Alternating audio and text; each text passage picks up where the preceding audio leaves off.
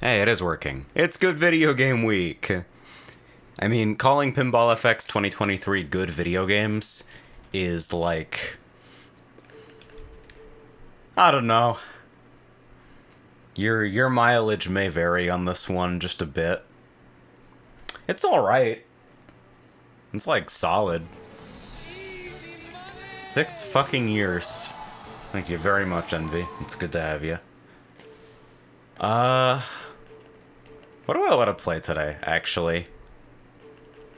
I guess I'm steering clear of alphanumeric unless you guys want to hear me fucking scream. Everything was on sale. Everything in the whole world is on sale right now. And I'm like, you know what? Fucking $10 for Addams Family is a crime. But like, $3 for Addams Family, that's like... I don't know, man. I pay like $12 to get into that fucking arcade that we have to drive 2.5 hours up to. So like, it's a ludicrously low door fee. Actually, I don't know what the fuck is going on with that. That's like specifically strange, isn't it? Let's play World Cup Soccer. This thing is deranged, right?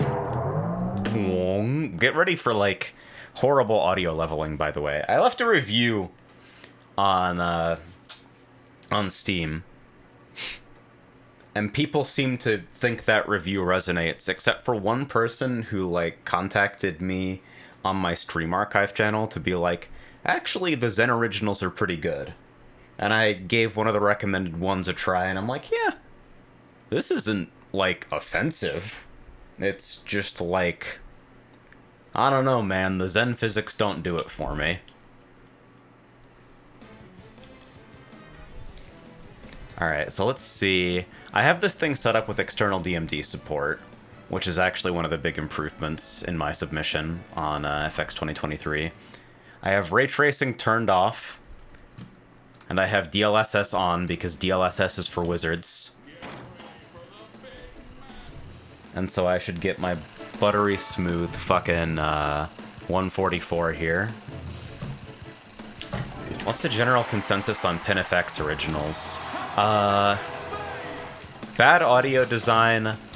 Some of them have good layouts, but like the Zen physics are like you'll know very quickly whether you're here for them in any way.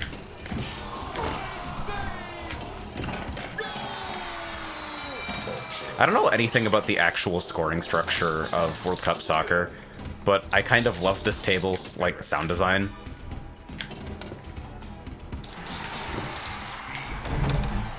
And I think it's very compatible with a bomb it up the middle type of idiot approach.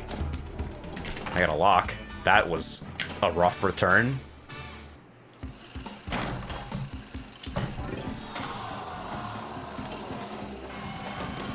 Alright.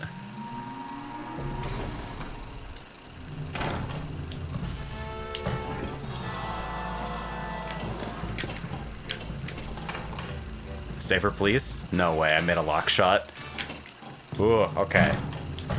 So we're getting eaten by this thing so far. I kind of respect the volume of the mechanical noises here.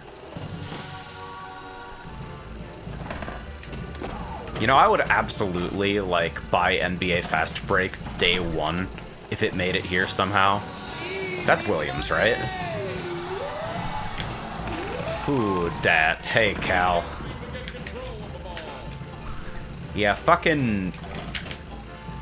Cal and I were talking about Pinball FX earlier. It's like, there's a core team that cares here, and then I feel like there's a group of people who don't know anything about pinball who decided it needed social features and a battle pass and a seasonal model. And it's like, no, I promise you, I just want to play 20 credits of Theater of Magic in a row with no interruptions, and I will, like, pay for that privilege. And it's like, they got me while it was on sale. I'm like... I'm a horrible elitist, and I have no, like, fucking sensible priority structure or, like, perspective. But, like, even with the problems this collection has, like, $4 for a collection of 3 tables is, like... There's no degree of pinball elitism that makes that look like a bad deal, I think. Even people who are into VPX know that VPX has its fucking problems. Physics is dependent on the fucking author of the table. You gotta do your camera setup per table. Analog gamepad nudge is just like a mess. Oh yeah, no, there's absolutely a battle pass. Let me go find fucking... Well, there's Pinball Pass, which is their monthly subscription model that lets you play every table besides like a couple of the licensed ones, including fucking Indie, which is just absurdly expensive for no reason. But then there's also like... There is literally the battle pass. Winter season started, yeah! And now I get to wait for this to fucking load from some remote server in Bangladesh. Reward timeline? No? There we go. I had to click it. Yeah, man.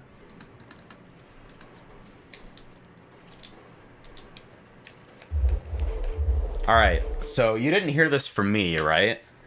But the Pinball Arcade lost its licensing for the Williams tables a long, long time ago. But I assume there was some consumer protection shit going down because they can't take the DLC away from people who already own it. Otherwise, they would have.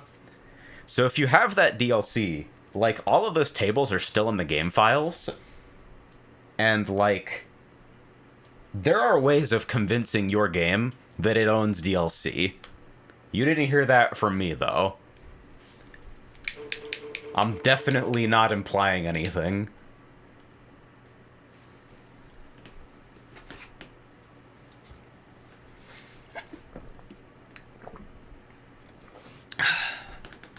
I am certainly not implying implications.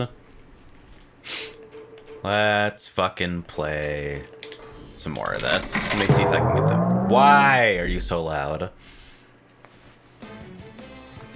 There are, like, universal, pretty well-studied tools for, like, screwing around with DLC entitlements on, like, Steam games. And it's like, the files for those tables are in your installation of TPA. They just are. Oh. Come on. Be nice. Alright, well, I saved it, but that was pretty bad.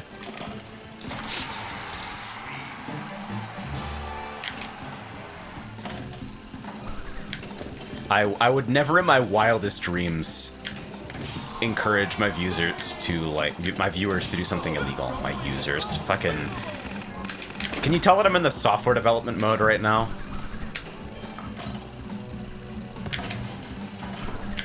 I'm obviously scaling back my dev involvement during December because if I have to do software development in the advent calendar at the same time, I'll fucking kill myself. But, like, it's hard to fucking separate yourself from it, you know? I have that type of brain where, like, if I have an ongoing task, the only way of resolving my stress about that task is to complete the task. There's no other option.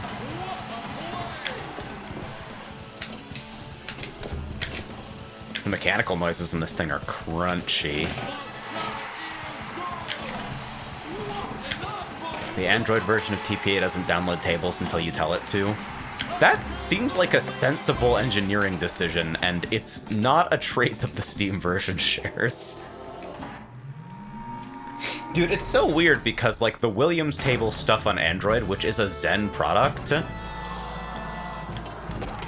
it has a lot of problems that the, like, FX doesn't have. Like, their version of Go First can't full plunge up the fucking left ramp, which is, like, an incredibly important thing to be able to do for the structure of that game. Because that's how you access, like, hole-in-one.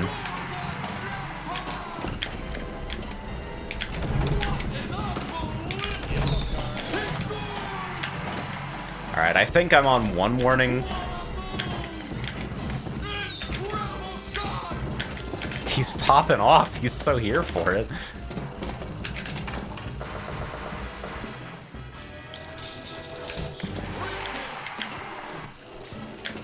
Dude, the return off that ramp is some crazy shit. Yakuza Dev Advent Calendar. Dude, we found a fucking compiler bug yesterday. It was literally this loop from 0 to 3, runs from 0 until infinity. Only on Windows, only in release builds, and only under MSys. It's some unbelievable shit we're running into in dev.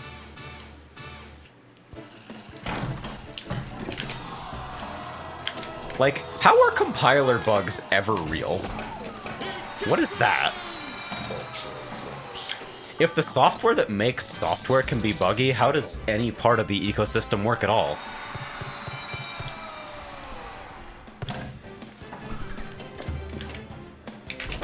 So I won't be shy, I don't really have any idea what I'm actually playing for here. But like, I can shoot the lights, man, I'm good at those.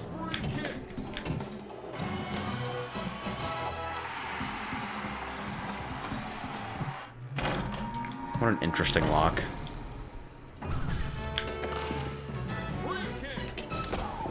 Oh, bastard.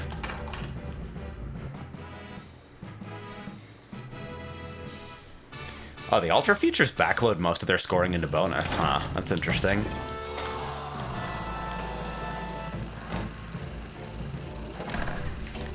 So how do I light lock? Final draw is lit.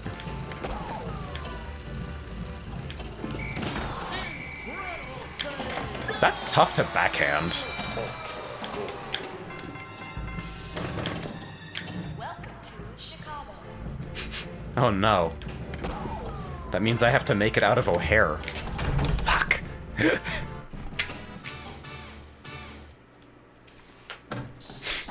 The fact that we're still in the era of just like, we will make more money being horrible and blocking the EU than following the GDPR is like personally amazing to me. What are you? Hello? You're not real. Come on. What's my controller up to?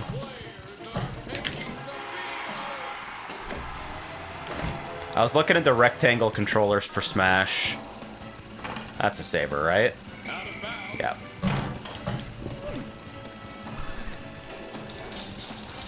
Fucking... I love Smash too much to put up with the GameCube controller. Just... because I want to actually be able to play the game for longer than 30 minutes at a shot. Oh, come on. Oh, that return is rough. Huh? Good sound. This is what I mean by the audio just being rough across the board. Like, the mechanical noises just get super fucking exciting sometimes.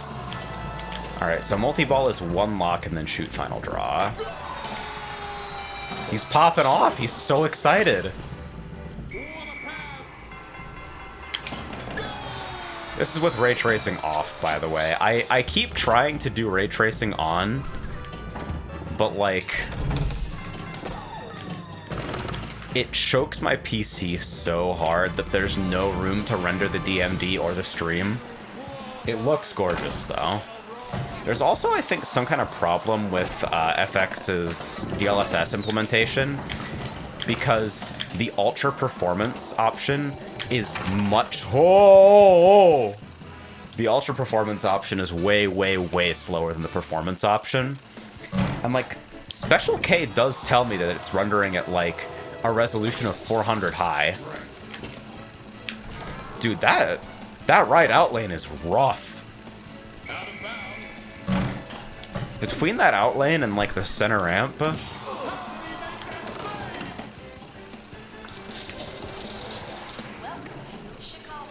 that is some wild shit.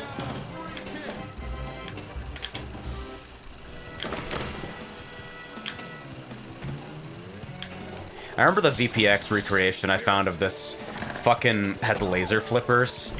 Like, you were just shooting railguns. This feels a bit more modest.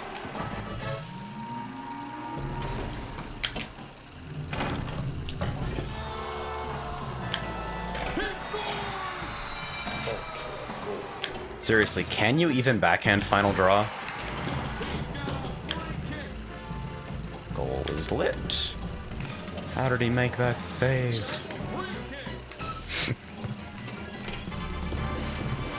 How was your Thanksgiving? This is my Thanksgiving. No celebration here. Frey is out with some family for like a bit. So I'm kind of deferring my personal celebration until they're back. You feel me?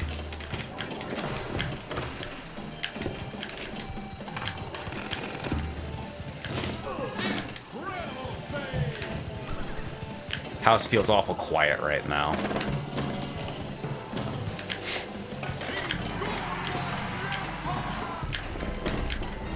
Motherfuck, that outlane is bad.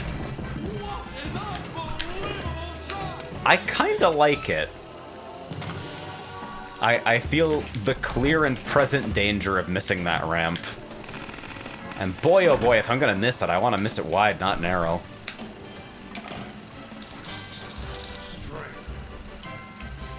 Play a Thanksgiving-themed table. I'll bet that exists in one of the Zen originals. Dude, I just want to hit the orbit.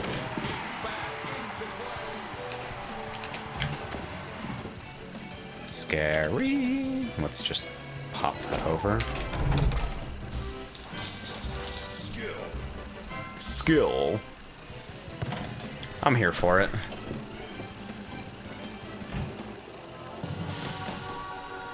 That's like, I could be playing Gophers right now. We all know exactly how that goes. I'm thankful for Midway deciding to fucking invisibly block the center ramp when you perform an incredibly obvious scoring strategy. Yeah, everything in this collection is on heavy discount right now, and like, this collection has problems. The like baseline pricing, considering that what you're getting here is like in some ways worse than FX3, is like bad stuff. But like, for like $4 for 3 tables, not even I'm so much of an elitist that I'm gonna say, no, it's not worth it, just play VPX. It's like, because VPX is kind of shitty too.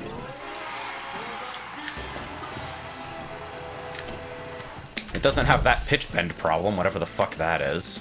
Because even on DMD tables, you get like at the start of a credit, the audio pitch has to like normalize for a second. Which is like, that's just weird, right? We're all in agreement that there's no reason that should ever happen.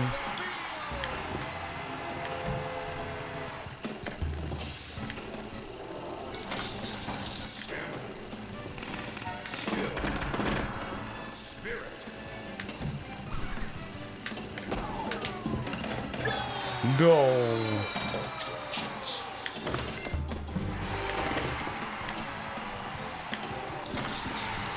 I want this weird dog mascot to yell at me to hit shots because, like, I'm not watching the DMD. I'm too afraid. I'm wondering if I bite the bullet or stick with FX3. So, like, there are some loyalty bundles if you own certain tables on FX3 that give you heavier discounts. But, like, in my submission, if you have stuff on FX3 and you, like, you're thinking about FX 2023, it's either, like, you got a strong PC and you're here for the graphical improvements, or, like, you just want everything in one place, and, like, you want one of the new tables that isn't available on FX3. And if you don't fit either of those requirements, I'd say stay. You can stay FX3.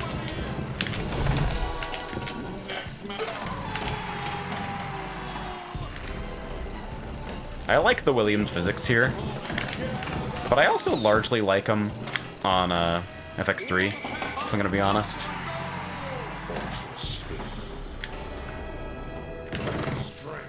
Even non-ray traced, these tables look really good though. Like, this is the best some of this has ever looked.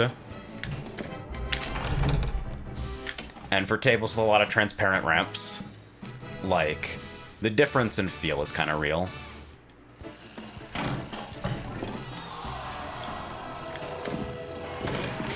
Straight in there, huh?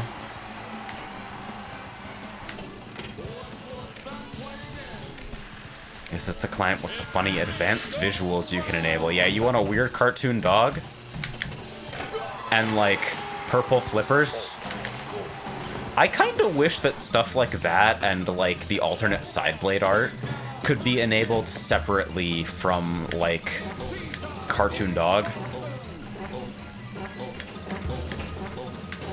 The sound ever. Shoutouts to the fucking soccer ball whirlwind.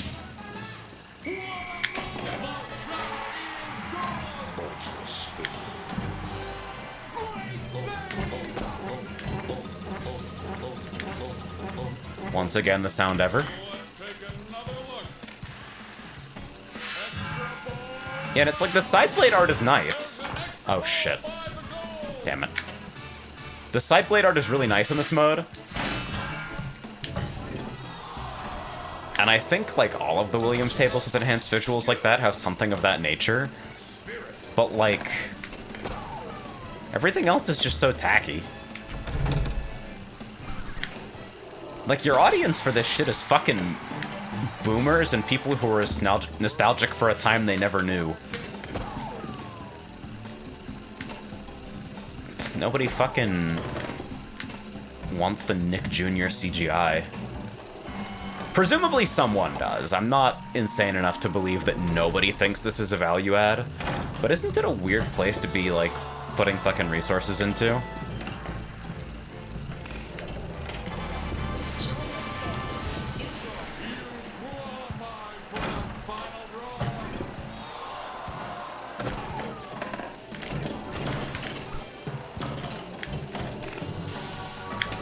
Ooh, that was a scary pass. No way you actually fucking just went through. That's wild. I don't even know if I believe there's a point to keeping these separated. I think I just ball.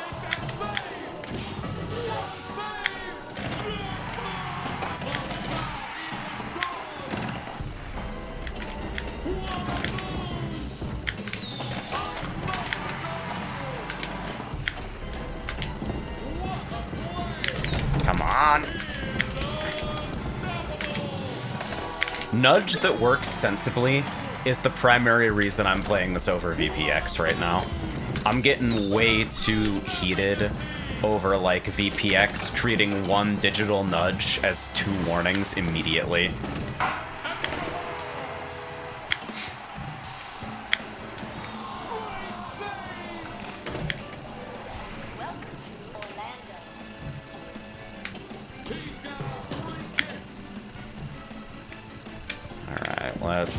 Not quite. I kind of love how the fucking nudge sound has been the same for 20 years, though.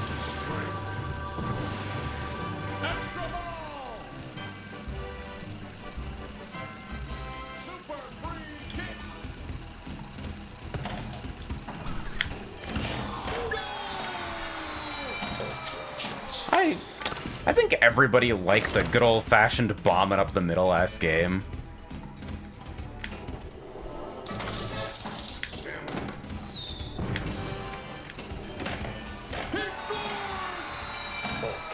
Alright. We're gonna keep trying for it.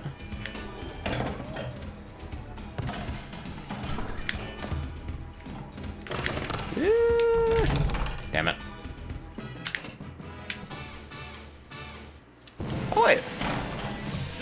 Yeah, I did get an extra. Nice. By the way, pro setup on these games is fucking brutality. It is, like, heinous shit.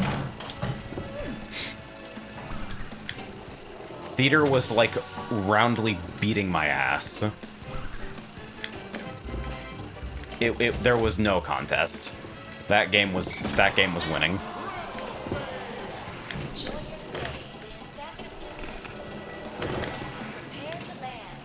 And that orbit's actually pretty scary.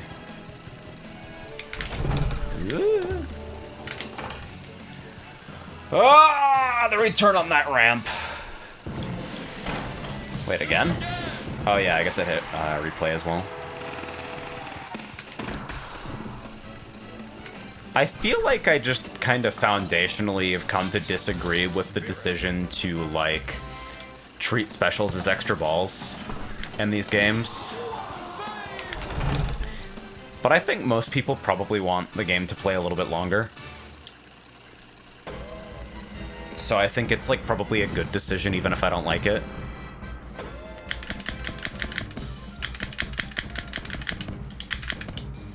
There's some brutal stuff going on here, man. I don't know about this. That ramp, the way it goes dead on the fucking goalie. Just like straight up falling straight through the middle. Hey, I got a weird CGI dog collectible.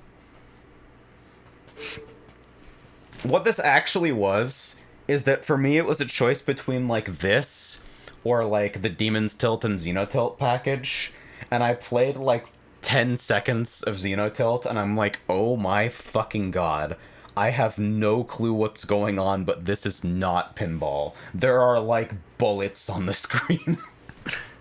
I just didn't understand what the game like wanted or what it was even like. Do you have a strong vision for what this is? And I kind of want to revisit that at some point, but, like, I know I like these games. I definitely don't know if I like Xenotilt. Soundtrack seems fucking good. I kind of disagree with making callouts, like, so fucking aesthetically muffled that you don't actually understand what's being said to you. Because, like, the player should know how to play the game. I don't know, is this a weird and controversial take? Xenotilt Chronicles. Fuck.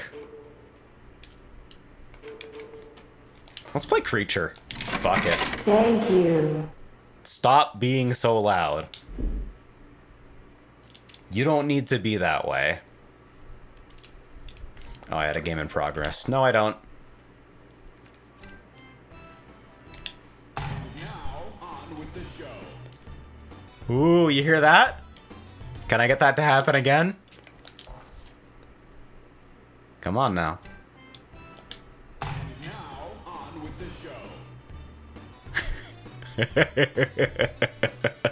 show. They don't care at all.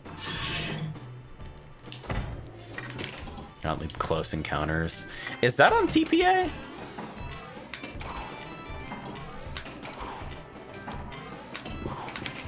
Let's shoot some fucking Fruit Loops, man. I don't know what the hell's going on.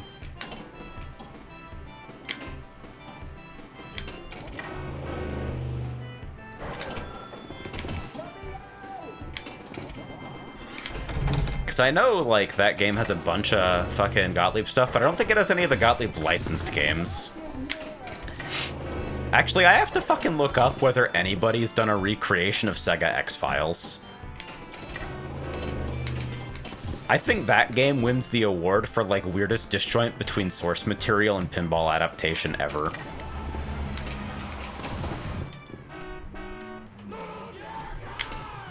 Alright.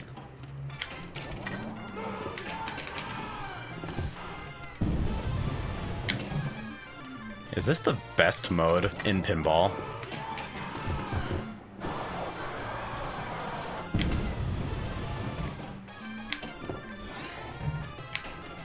Ah, shit.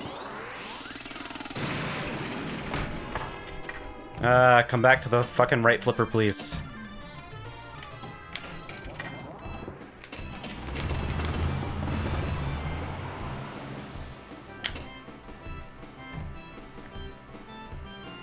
Alright, what do I actually want here? Let's shoot some bullshit.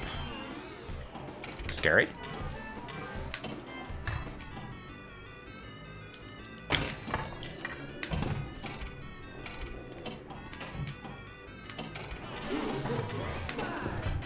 There are so many, like, drills into your brain ass callouts in this game.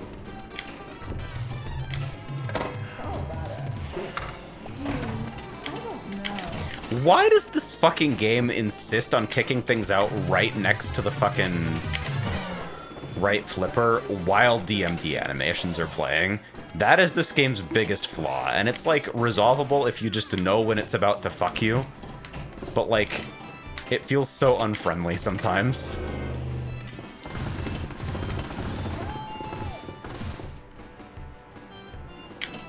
I might just try to start Move Your Car again.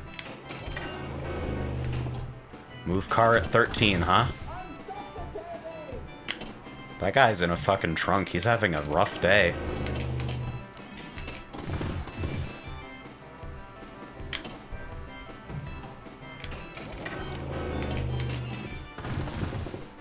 The decision to make the Creature from the Black Lagoon pinball machine about, like, going to see Creature of the Black Lagoon is one of the creative decisions ever.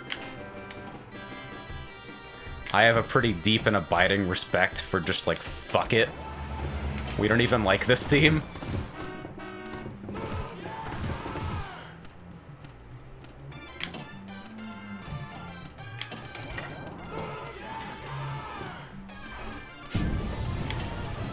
The whole time, this guy's car is fine.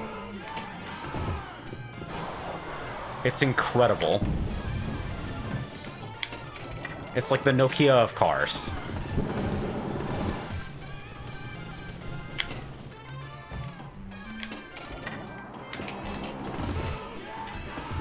There we go. This is so me when I'm slightly inconvenienced by a stranger.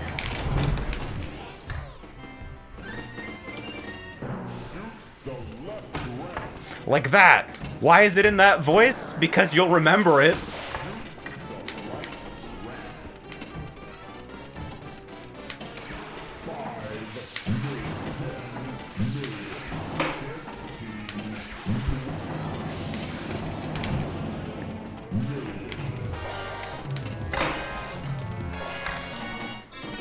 This is a pretty alright ball one.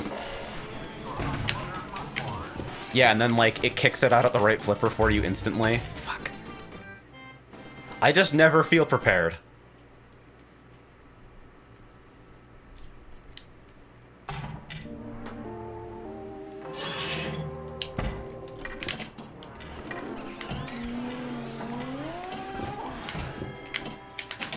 Okay, it's saved.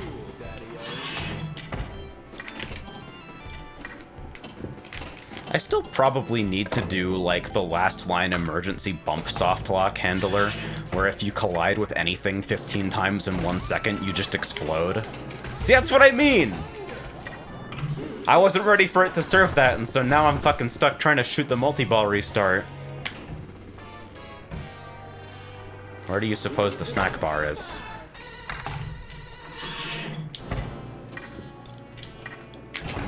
Oh my god, no way. That is brutal. I am terrible.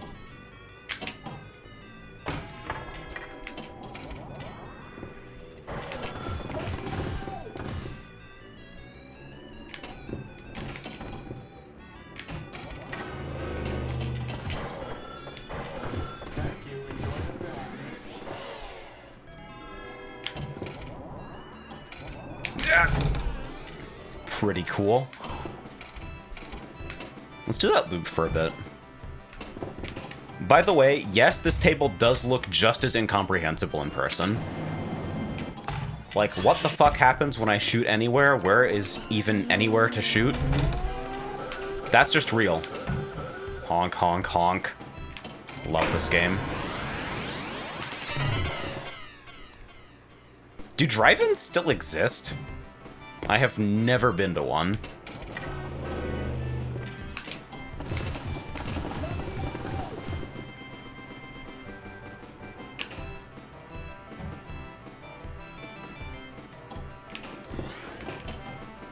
Something we killed the theater. Come on! It should have been the other way.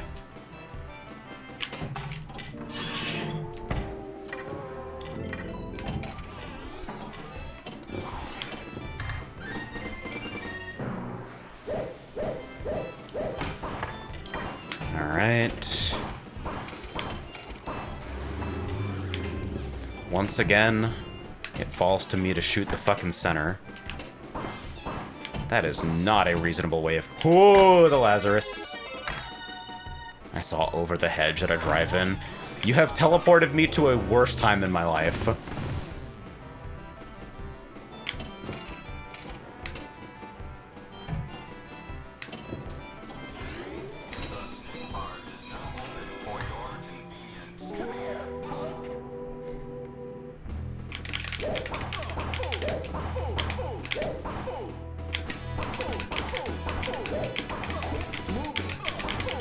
God only knows how this video mode is actually intended to, like, work.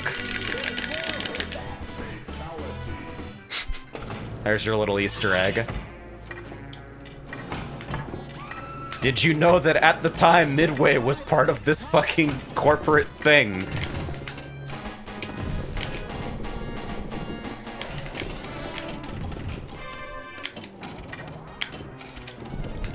You're in this fucking nice, cozy aesthetic, and then suddenly somebody gets their head punched off.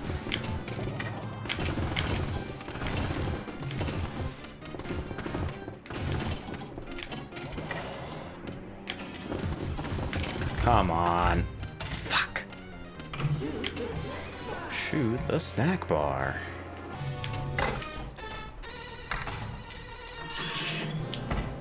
Wait, it was based on newspaper comics?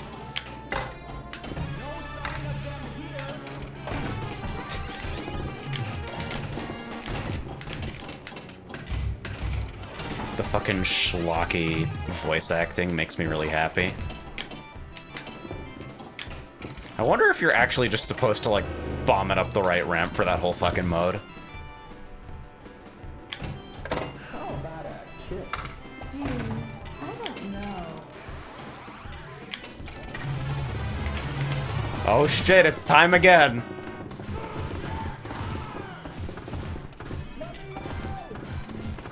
Waiting patiently for the ball to get out of the fucking pops?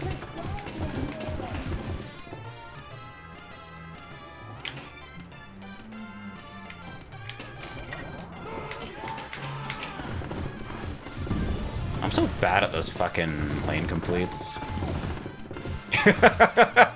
Dude, it's going hard up there.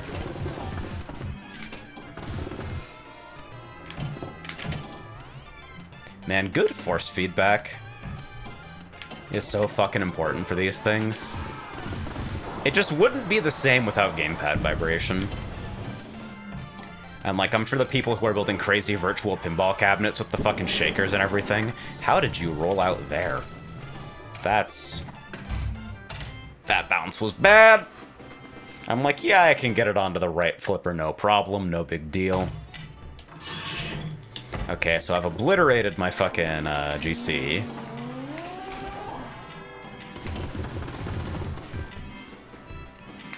I'm gonna be playing the ZZZ beta tomorrow. Please report back. I'm morbidly curious. I've been talking with a friend on Cart Dev about this for a long time. But I think, like, out of the games in my life that I would like to eventually fucking explore making, fucking, what if we made a Korean MMO without the Korean crack? Is, like, up there for me. I feel like I just want a game that abuses me. Everyone wants the horribly escapist forever game. TL note, everyone might be just me.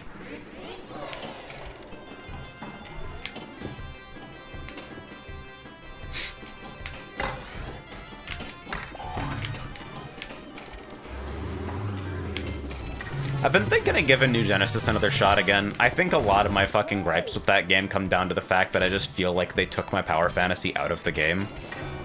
Because, like, Hunter, and specifically Sword, is not something I'm interested in anymore.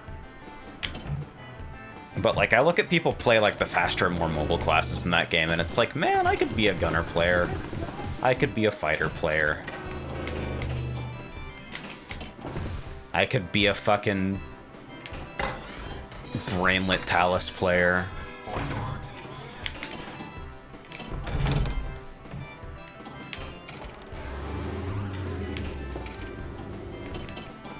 What is that fucking vaguely horny furry hack and slash with like the Y2K fucking early MMO aesthetics? It might not be vaguely. I think I remember a major difference in that game's like key art versus the way it appears in game.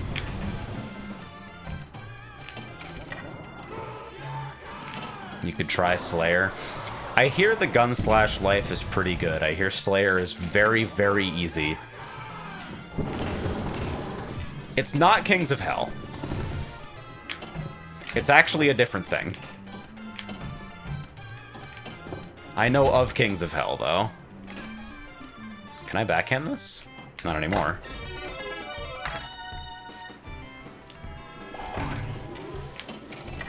I got the M in film from the snack bar.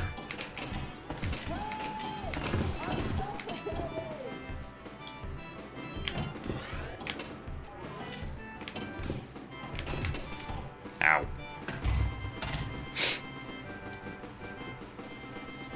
Is it on Steam? I don't think so. I think it's still, like, pretty early dev.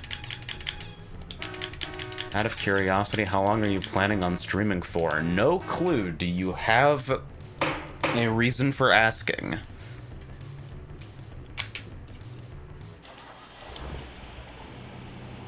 It's Illinois. Love the Midwest.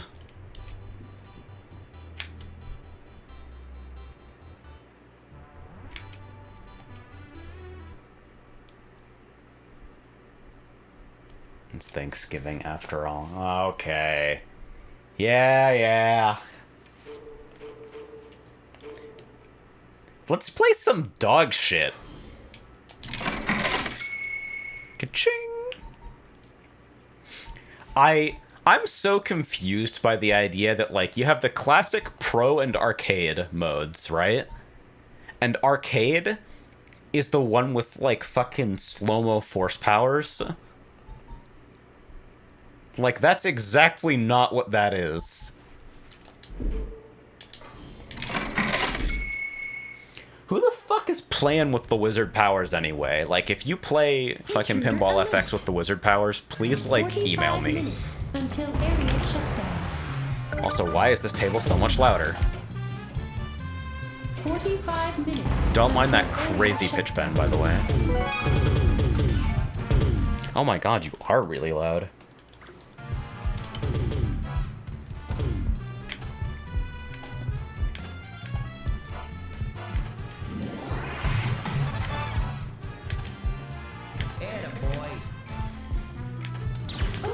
It feels like all of the polish went into, like, the seasonal model. And that's weird, right? We get to call that weird? We don't have much time. Oof. Family mode doesn't remove those sounds, so I literally have no idea what else it would do. Alright, we got fucked.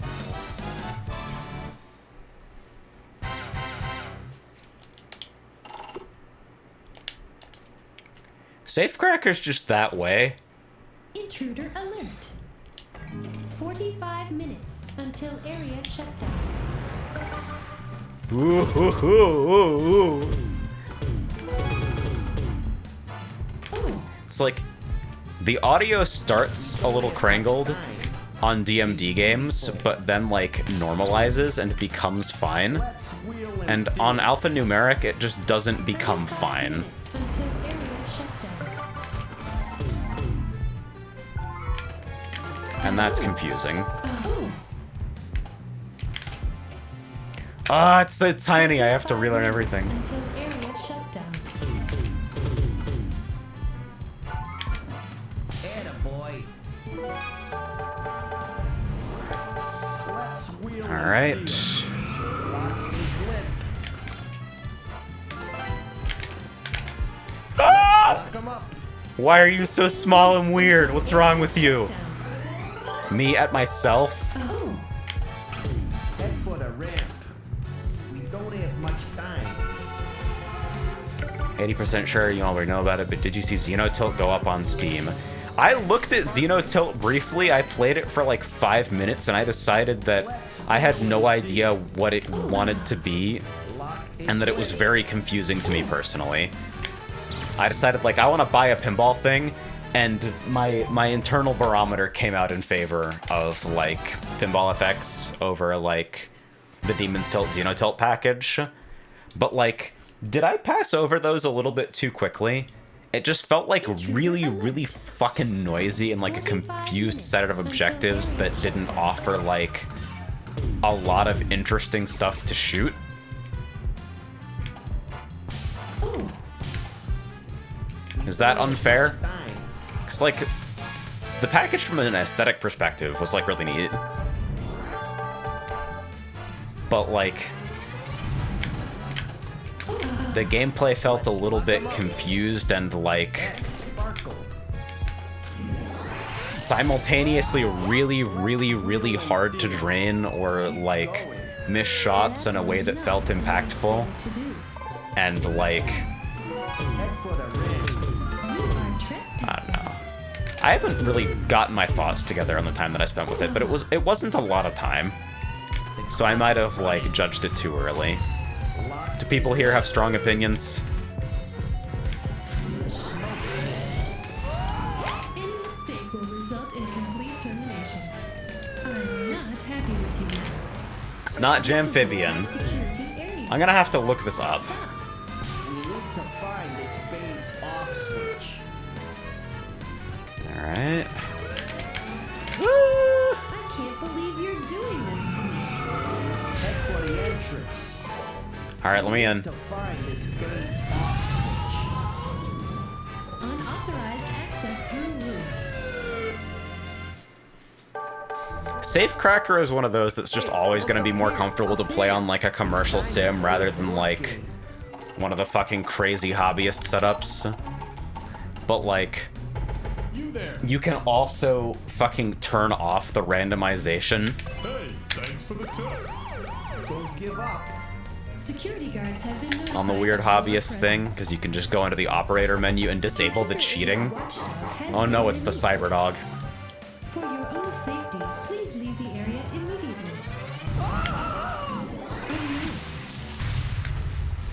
Please be careful. Oh, did I just go straight into TNT multi-ball? Huh. I mean, I wanted to restart the board game, but that's also fine.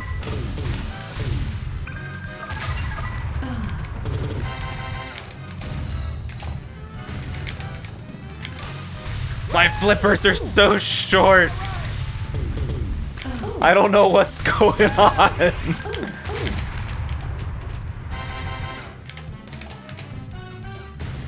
Well, that was a disappointing multi-ball.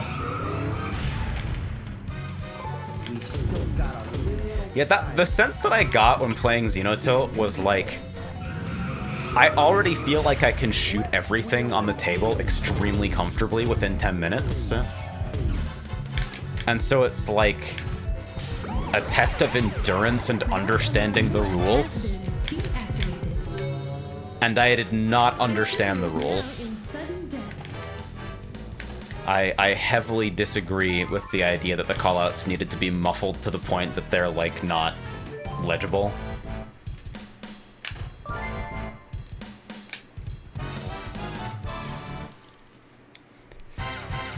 I played Senran Kagura Peach Ball.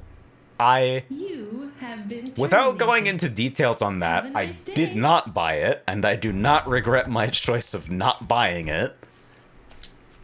But I'm like, hey, Yoko Taro thinks this thing is Kino. Let's, like, look past my superficial aesthetic scruples and see if there's something going on.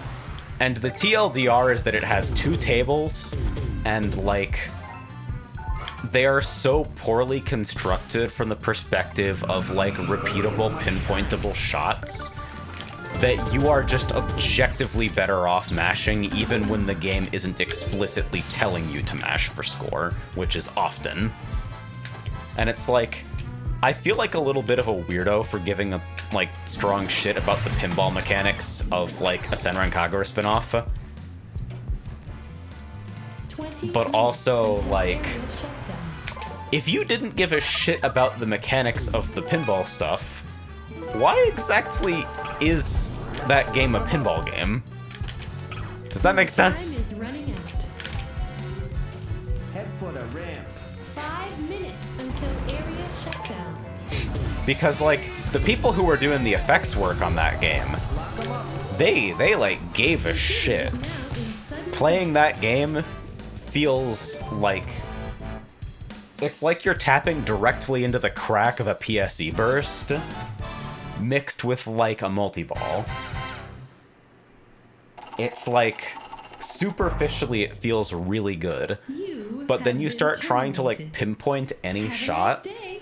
and it's like, the physical response of the flippers on the ball is just nonsense. It has nothing to do with anything. It's, like, extremely video gamey, extremely finicky.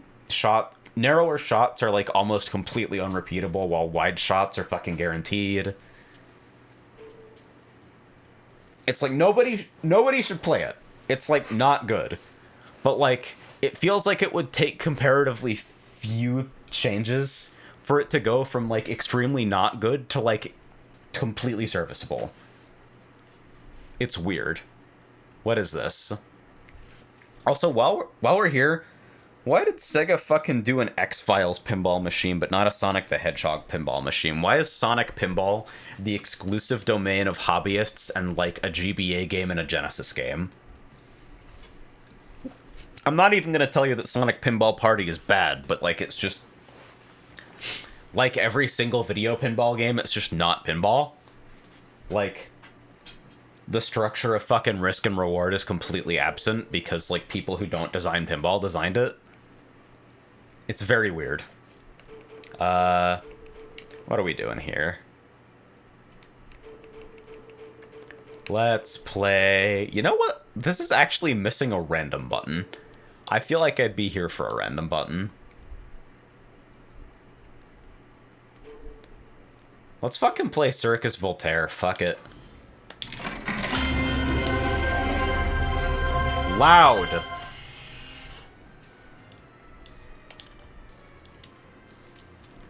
Alright, how much am I gonna need to adjust your shit?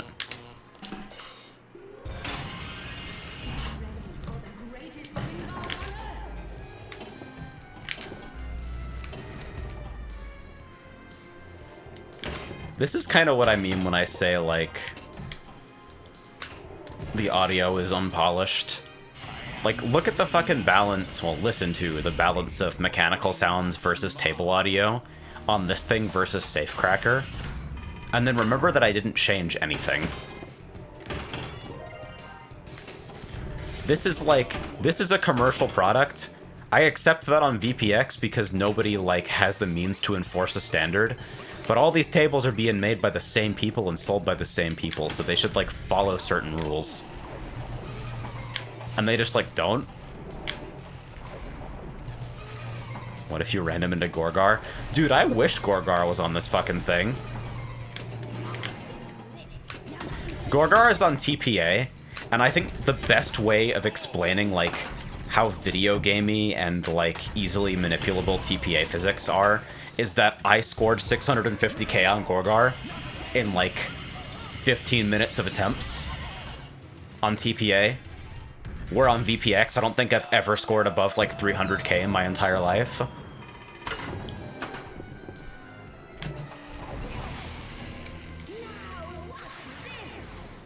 Sonic is literally a perfect fit for pinball, and you have so much fucking theming to draw from. It is, like, beyond confusing to me that that was never explored outside of Spinball and Pinball Party.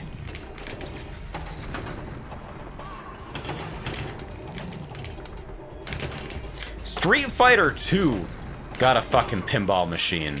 Granted, my impression of Gottlieb is that they will do anything for any reason, but like... that game exists. Why not Sonic? Fuck. I thought I had a little bit more contact on that than I did.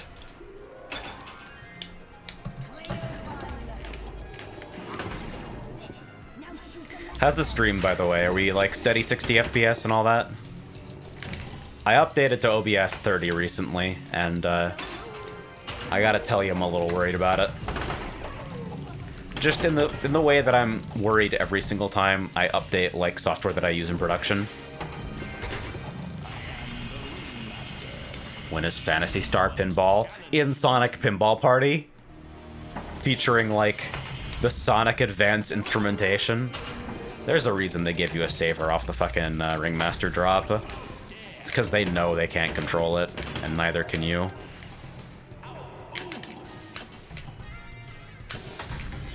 I don't know whether it's my imagination, but FX 2023 feels a little bit meaner than FX3 in a way that, like, I like because I care about accuracy a lot.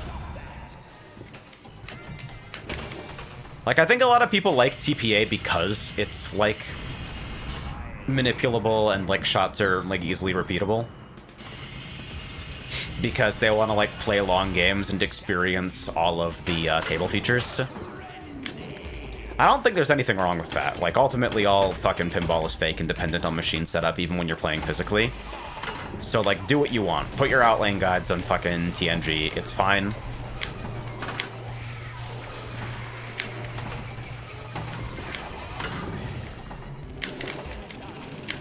Why am I shooting arcs in this mode? That was a kind of like a fun loop I had going, though. Is that a hurry up, or... ah. That's tricky. Soge Pinball Calendar win. It's just the 25 days of Atari Hercules. Because, like, remember how we picked out Shack Attack because it was bad and it turned out to be, like, kinda Kino? Like, I don't really like the way that Gottlieb does, like... I think their sound and, like, DMD animations kind of blow, largely. But, like, a lot of those tables shoot pretty good. Got the opportunity to play Stargate in person, and that thing is fine. Atari Hercules is the table that is literally, like, this wide, with, like, a gigantic fucking ball, except the designers didn't think about the square cube law at all and just wanted to use the gimmick. And so, like, the entire thing plays incredibly sluggishly and unresponsive, and it's just, like, generally not very interesting. It's the thing that you, like, play once at the Pinball Museum, and then, like, never again. Because, like, even the novelty doesn't last the first 3 balls.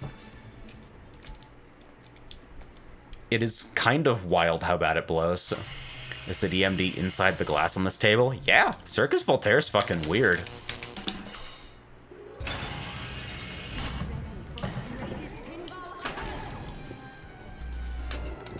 I've had the chance to play this physically as well, and it's actually, like, kind of becoming a favorite for me.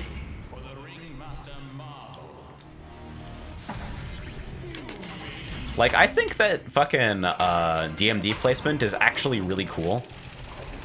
And I wonder if anybody has any insights for, like, why it's not more common, because it is literally only this game that I'm aware of until, like, modern LCD games started doing the mini displays, which are usually, like, in the center of the playfield or, like, on some, like, fucking stand-up display attached to, like, a ramp.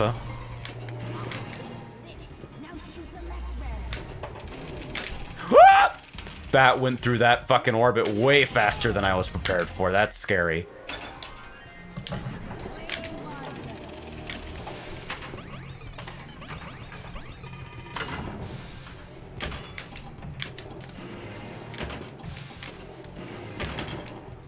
Is that really the target that lights the lock? That's Scary.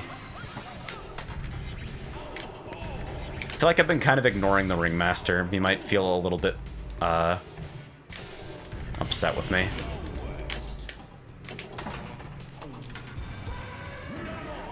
What's the verdict in the members' flavor of the month game? Lethal Company. I have seen the one fucking Reverb Tom and Jerry Scream clip, and I'm like, oh, this is for variety streamers who want an audience, and that's not me, so I'm committed to ignoring it, but I hope people have fun.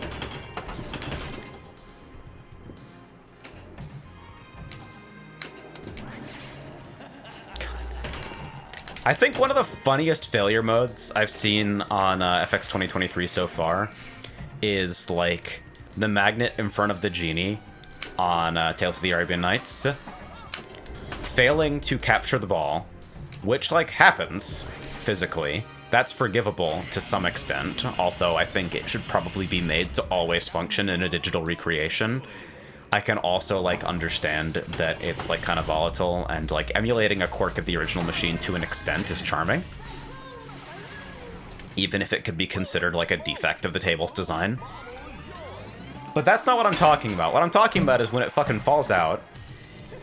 That's fucking doing the tale of the 40 thieves or whatever. And I'm shooting the ball that's unexpectedly being returned to me during that sequence when it's supposed to be locked. And it gets caught on the magnet from inside of the left ramp. A place where it should be, like, logically impossible for that to be influencing force. It is some wild shit.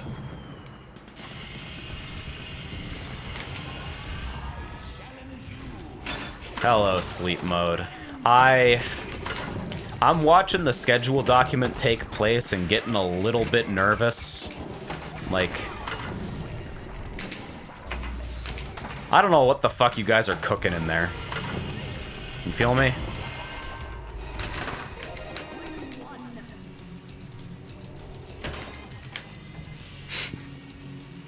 Let's just shoot the lock, fuck it. Lethal Company is just comedy phasmophobia.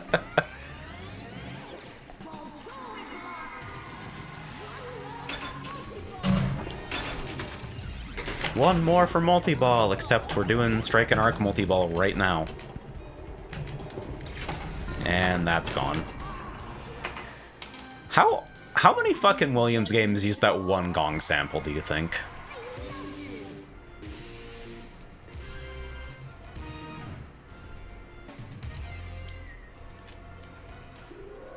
Also, why the fuck does Circus Voltaire have an eye catch transition?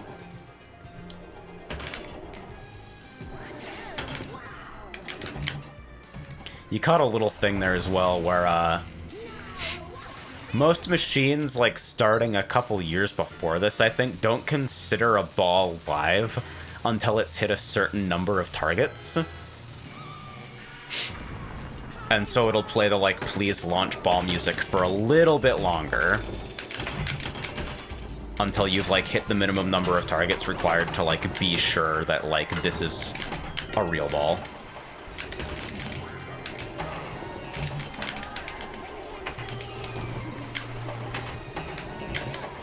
Wow, that fucking return is fast.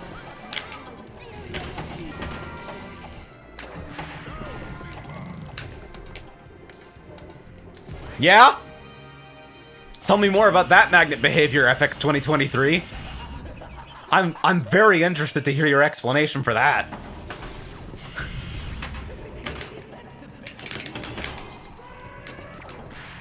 Elephant noise. This has got to be one of the tables ever when it comes to, like, incomprehensible soundscape. I think the Lifetime Achievement Award for that probably goes to Party Zone.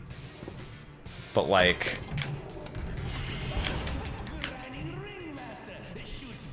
This is definitely one of them. Don't you dare! Ah!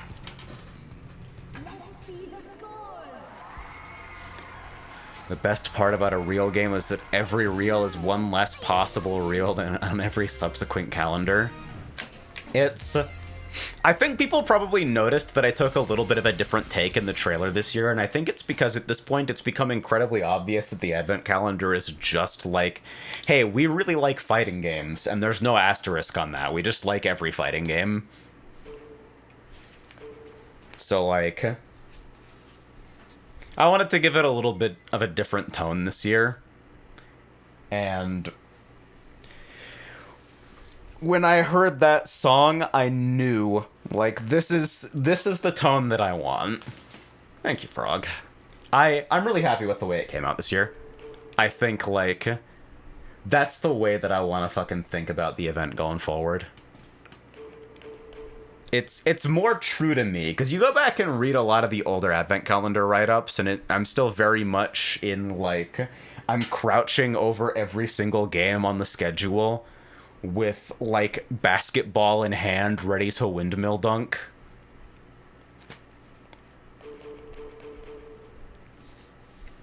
And, like... Nah, not anymore. Now we just like everything. We like everything that was made to be liked. Case in point, let's play some No Good Gophers.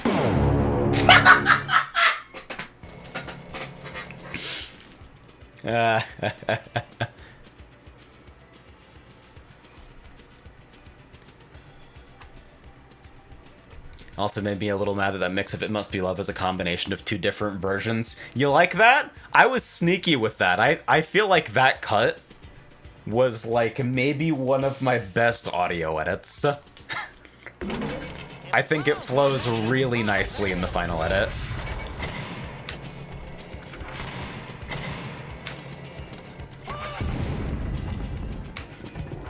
It just makes for a better journey through the fucking trailer. Get off my lawn, jerky. Ah! Kick down middle, I forgot. It's running this version of the ROM. Yeah!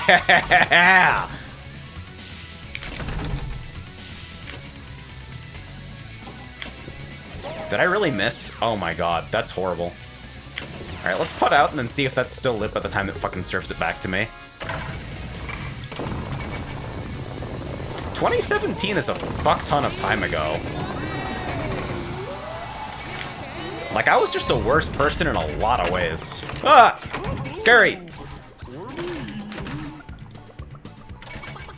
Thank you, Spacey. For 2 fucking years.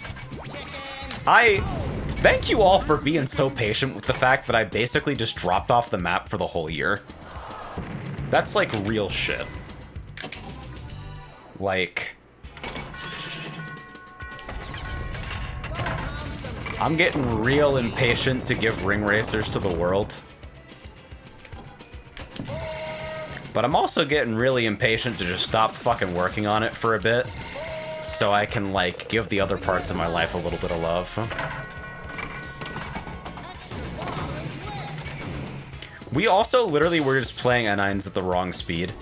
Like, I disown anything that happens back when I was still writing those articles in fucking, like, pieces. I think I just became a different person.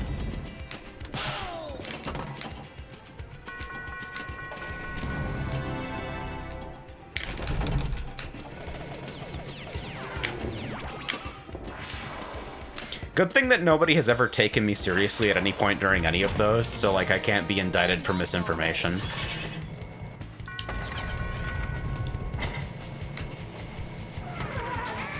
Hey, don't hit my tree-dwelling cousin.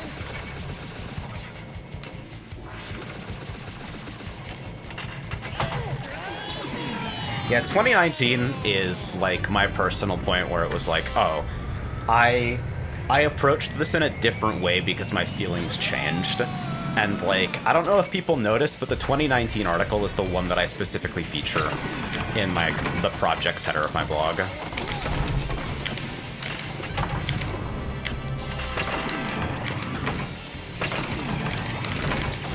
This is mad loud. This is mad loud.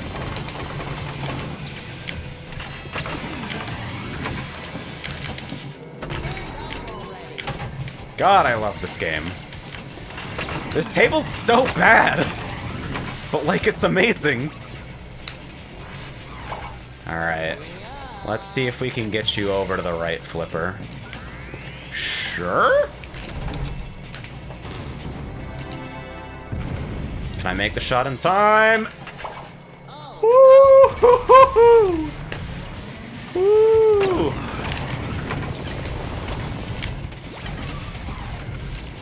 It's like in 2016, Street Fighter the movie was ass, and like I made that claim and everyone present agreed with me.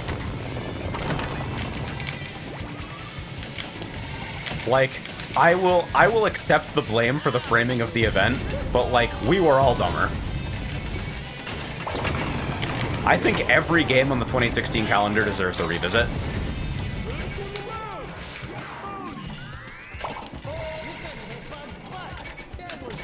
Oh, shit.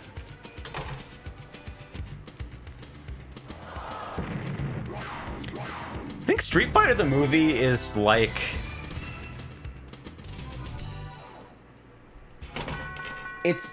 It would never be below Real Ass.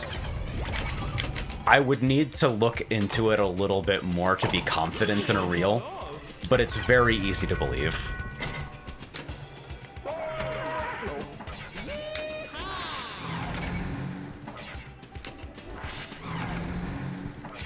Alright, so now I have to shoot a different ramp to avoid the midway interaction.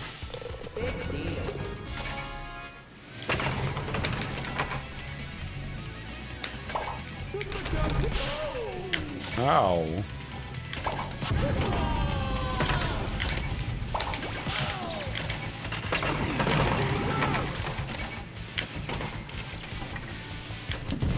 Rip-Off is an awesome mode because it's one shot and it's one of the fucking shittiest shots there is on this table. I swear to God I have not hit the left ramp a single time. Fuck. That is terrible.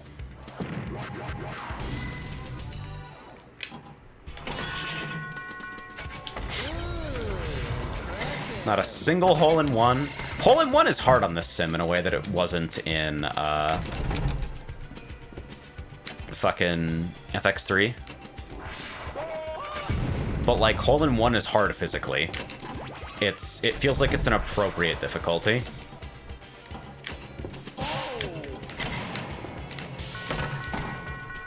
There's a reason people call it the greatest shot in all of pinball, and it's not because it's not.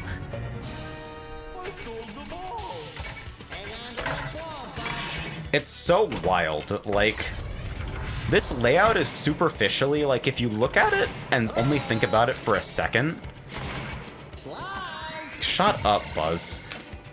You're like, oh, it's a bunch of open space with a bunch of, like, wide, fucking fast-friendly shots. But all of the returns are maddening. Oh, hey, I finally hit the left ramp in a mode that doesn't care.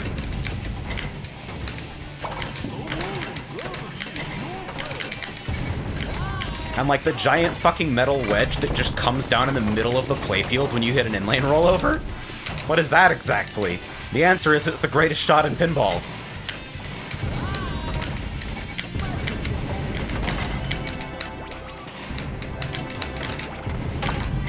Like, look at how fucking fun hole-in-one is!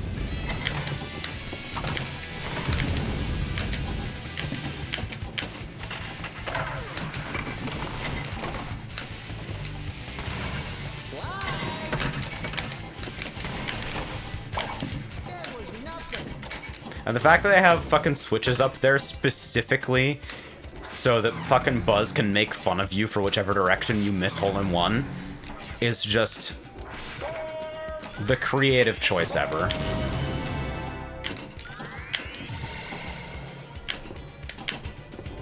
Oh, come on!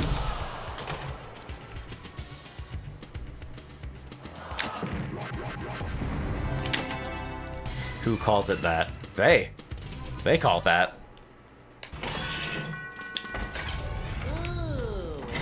Ooh, Also, separately, me.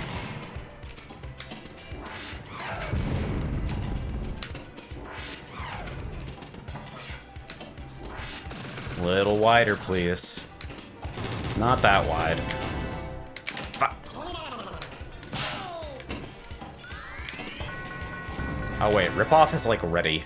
I should probably like interact with that.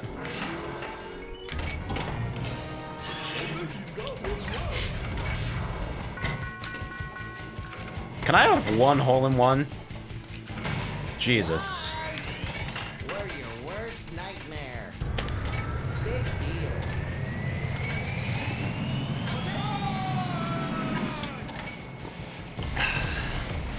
The tricky thing here is that you get served one ball straight down the middle, one ball to the pops, and then the third comes down the right orbit, which makes it the easiest way to score the jackpot and light super.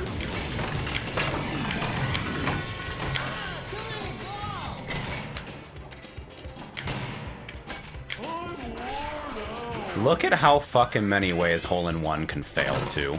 It's like the most analog shot, because the ball literally gets, like, intentional designed airtime.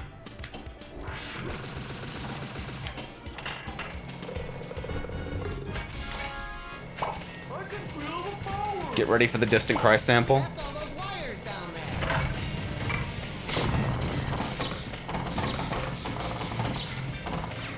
Come on out. You're making me dizzy. The kick targets are a tricky thing to target intentionally, too.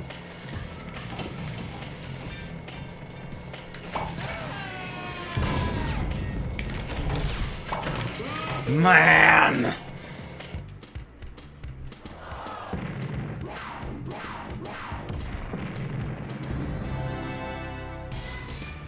Did the DMD fuck up?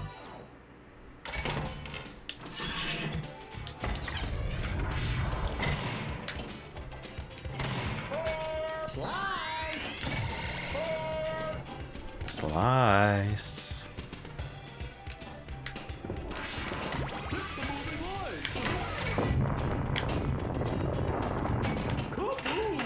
The whites of Buzz's eyes were just hovering while his head moved.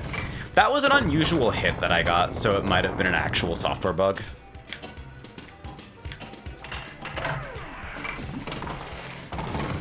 Like, you're supposed to raise Buzz by, hitting the kick targets. I think you can just skip a little bit ahead in the mode if you hit him during dialogue. Man. Bastard.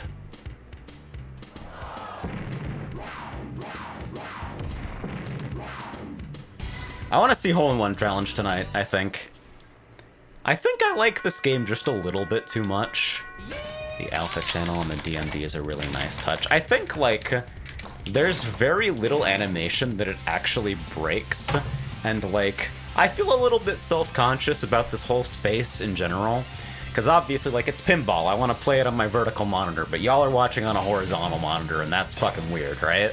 So I get all this space for me, like I'm about to fucking bust out the inflatable pool. Fucking fill it with corn syrup.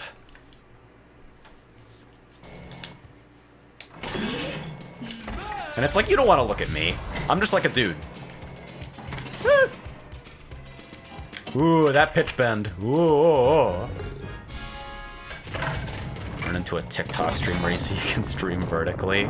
Dude, the YouTube Shorts meta, where it's like an entire landscape video cropped on the top and bottom. That's such horse shit. Run it back.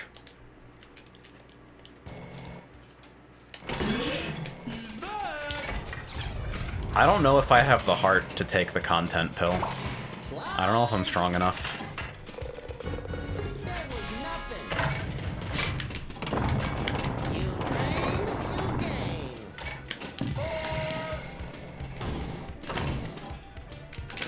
you gain. Yeah. So I got extra ball. Some sand. Lit at the left outland. Shut up, bud. Get off my lawn, bud. shorts must raise engagement, or YouTube wouldn't be pushing them in the way that it is. But, like, how?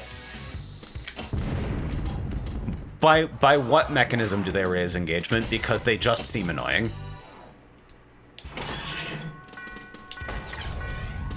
Yeah, sleep mode's immune to the content pill because, like, you're making video essays about Kamen Rider games. That's like... You're in the hole with me.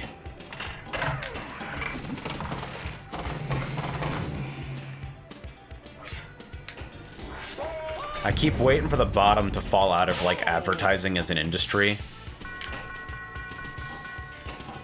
Like, I have no way of knowing for sure that advertising is just not effective. People certainly seem to think it is, but I'm wondering, like, the most convenient version of the world we live in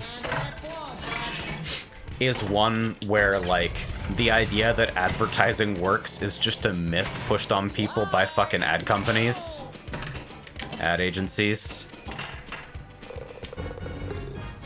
And that when everybody figures out that advertising, like, as we currently understand it, doesn't function, the whole internet just comes down.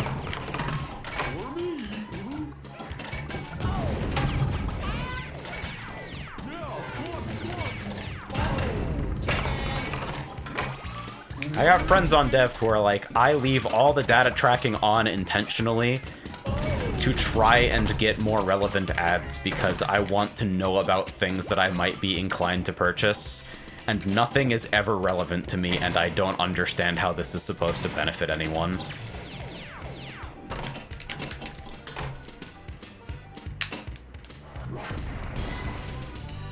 And it's like, I was begrudgingly forced to acknowledge that I think advertising can sometimes be based when I think back to, like, the PSO2 lobby monitors.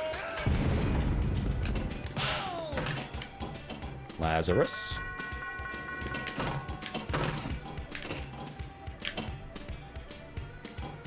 It's like, nah, sometimes I want to be mind-controlled. I don't know. My integrity only goes so far. Ha!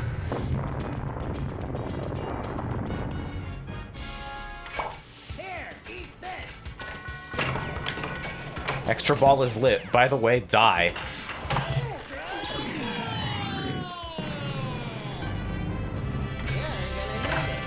I bought Dead Cells because the animated ads were neat and Dead Cells ended up being good. The other thing is, like, for games specifically, I feel like there's been a weird pushback against the idea that you can watch a video and know whether a game is good. But, like, you can. Almost always. If you are looking at footage of a finished game, almost always you can use that footage to tell you whether you will be interested in the game and whether or not it is executed in a way that, like, makes sense.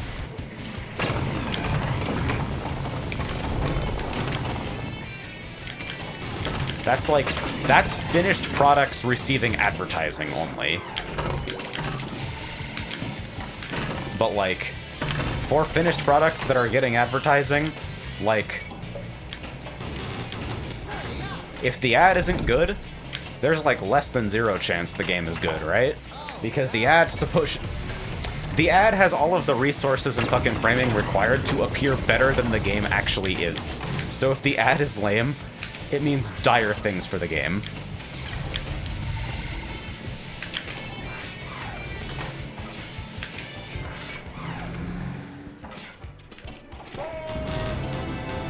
Like, definitely it gets better later is, like, occasionally true.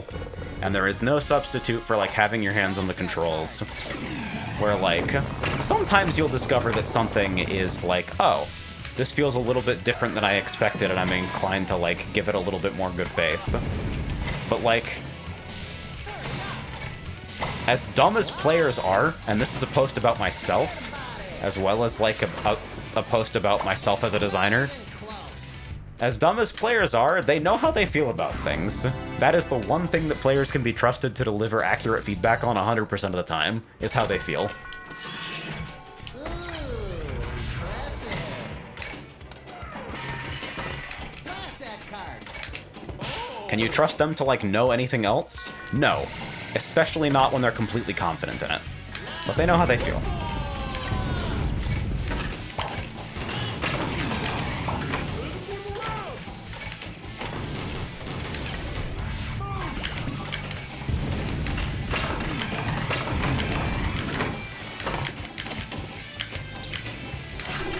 Look no further than the Advent Calendar 2016 for proof that you can have deeply felt takes that are evidence-based and wrong. I have not seen the Soda Drinker Pro. Actually, wait, no, I think I did. It started appearing in my brain as I vocalized that thought. The noise ever. That noise was so distracting that I looked at the DMD and drained.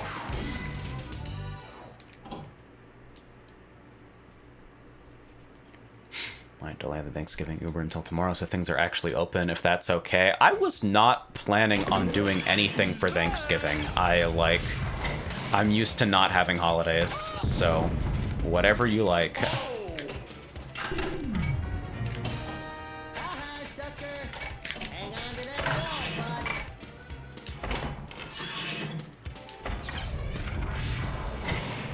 Like, I just don't live in a way that's compatible with, like, actually taking days off.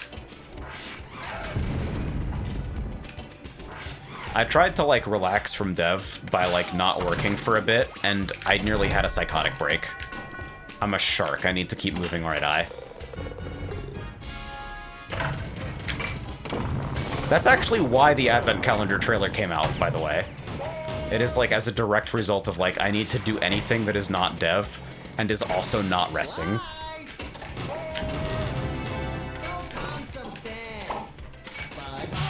Shut up. Let's just put out. Oh, right.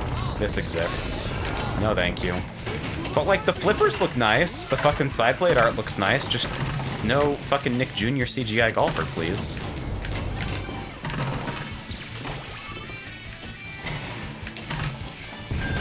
Wow. That hole-in-one was made of nonsense. That was a fucking ball getting slowed down by another ball to, like, swish perfectly.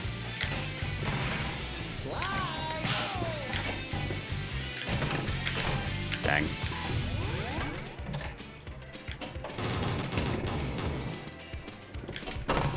That combo shot to the left ramp is so tricky. I really didn't want to use kickback there, but that's fine. I'm not upset. I'm a little upset. Fuck.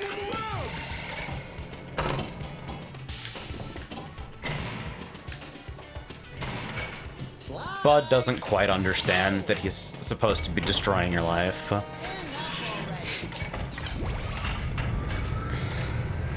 I keep thinking about, like, how funny it would be if Nintendo releases Melee HD and, like, it's a perfect port, except they, like, change fucking Marth's wave dash and nothing else.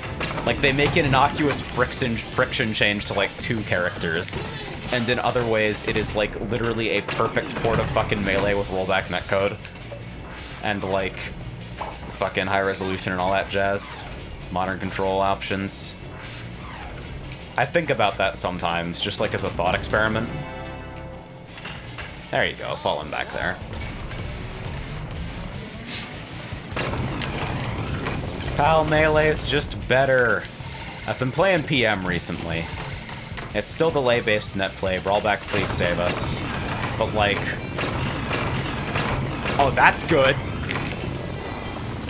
That's some good stuff happening up there.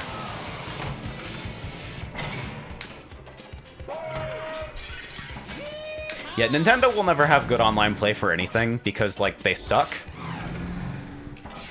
Like, I cannot stress this enough. Normally I am here for nuance and empathy and the understanding that the production pipelines of fucking video games are, like, complicated and involve a lot of trade-offs that are invisible to the end user.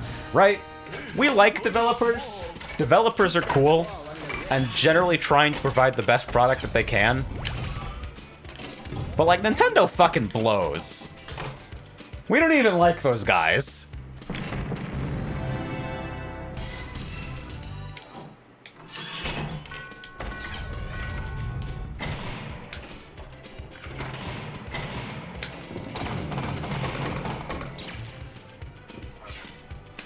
What's going on with that, man?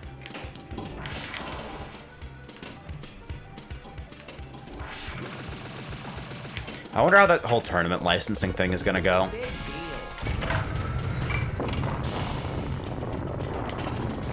Oh, fucking fuck. Like, does anybody actually believe that good things will happen from the tournament licensing stuff? I feel like we've been doing the runaround with, like, oh, Nintendo's finally fucking supporting the scene for, like, as long as I can remember. And it's just, they are not our friends. They want different things than we want. Forget about it. Their involvement is for the sake of the things that they want and not the things that we want. It is not a mutual partnership. You are being bullied by a corporation. This is the way it will always go. Melee, Brawl, and 64 are in the tournament licensing, but not Smash 4. Smash 64 is in there. Smash 64 is a game where Falcon forward throws you, and sometimes you just lose 10 seconds later. If balls were meant to fly, they'd have wings. Like, I can't say that I'm not, like, a little bit worried about Rivals 2. Like, that game suddenly appearing on Kickstarter is like, huh, that's not what I thought the plan was. That's interesting. I certainly hope it does well. And, like, the location test footage looks fine. It's not mind-blowing or anything, but, like, it seems fine. I'll probably play it and enjoy it. Looks alright, sounds alright, plays alright. Fucking would love to get my hands on it.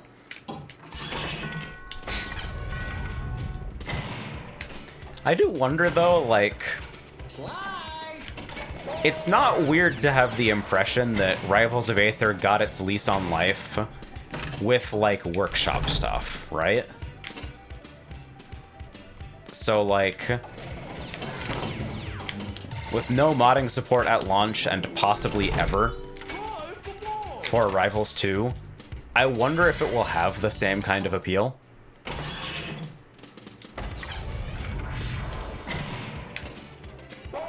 And, like, don't misunderstand, I think almost everything on the workshop is worthless. Just because, like, I want to play against characters that are, like, tightly balanced, and the workshop isn't. And also, like, the presence of the workshop in my games disables the rollback, which means that, like, whenever a workshop character is on my screen, it's a net loss, no matter, like, how well designed they are.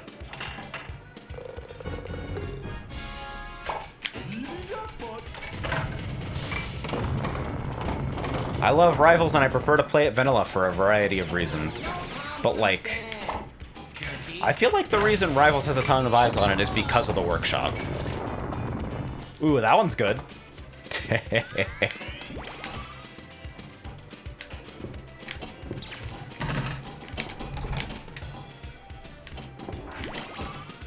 Nice. This is about as mean as I remember Gophers being. This, like, feels faithful. Also, DLSS is, like, a wizard technology for wizards. Blast that card.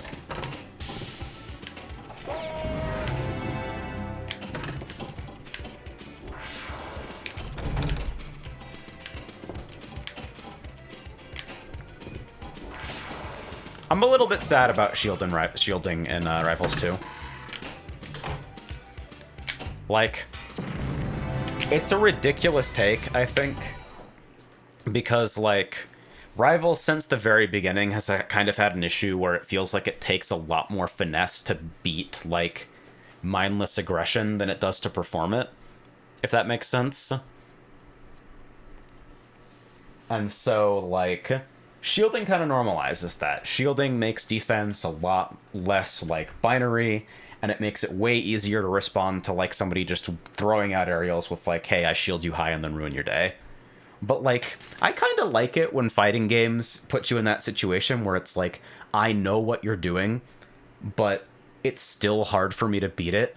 I don't get to blow you up for free just because I understand your game plan. I have to put a little bit more nuanced work in. I value that. Tempted to pick up a 4070 fairly soon. Honestly, it's fucked up that the two primary things I would upgrade my GPU for right now is VR chat and Pinball FX. If I could get 144 ray traced while still having enough headroom to stream, that's like... that's weirdly valuable to me, considering, like, objectively nobody should really give a fuck about that. Like, I don't know, man. High fidelity lighting is, like, it's a boon to pinball simulation. Sure, gameplay comes first, but, like, the look of these games is why we like them, at least in part. Oh yeah, if you're on a 970, fucking... please come to the future with us. Damn.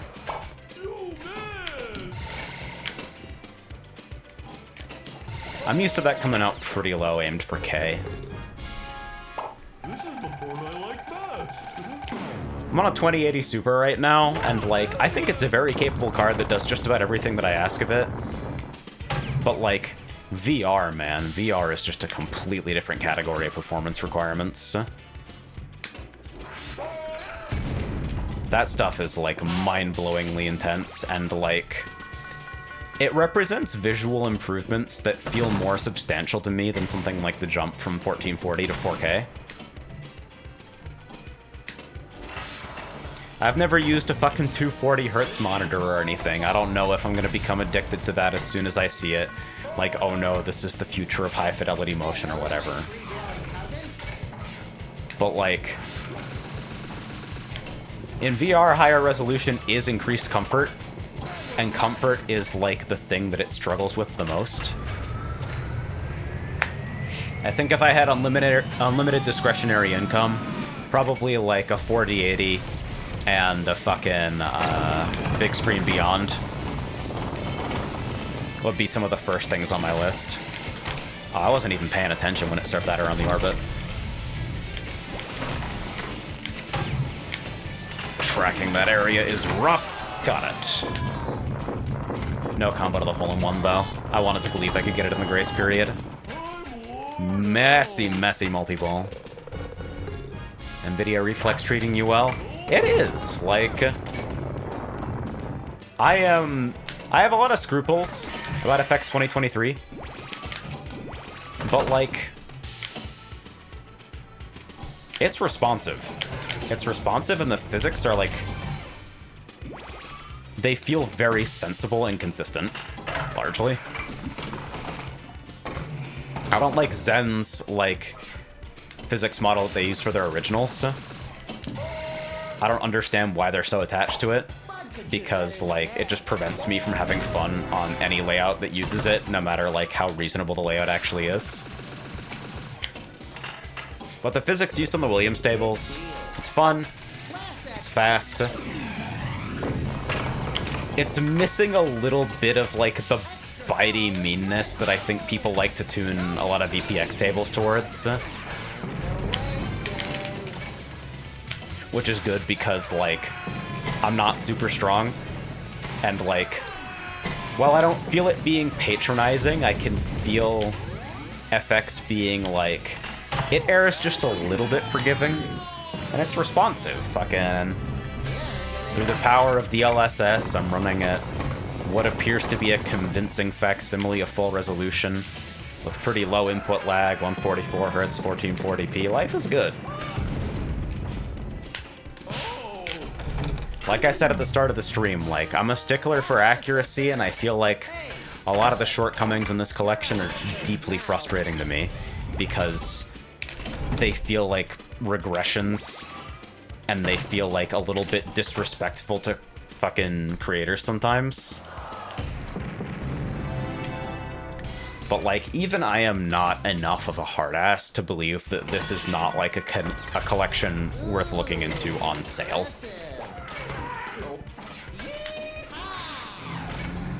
Every fucking sim has problems.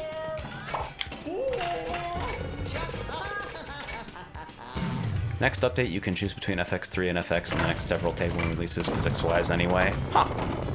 That's interesting.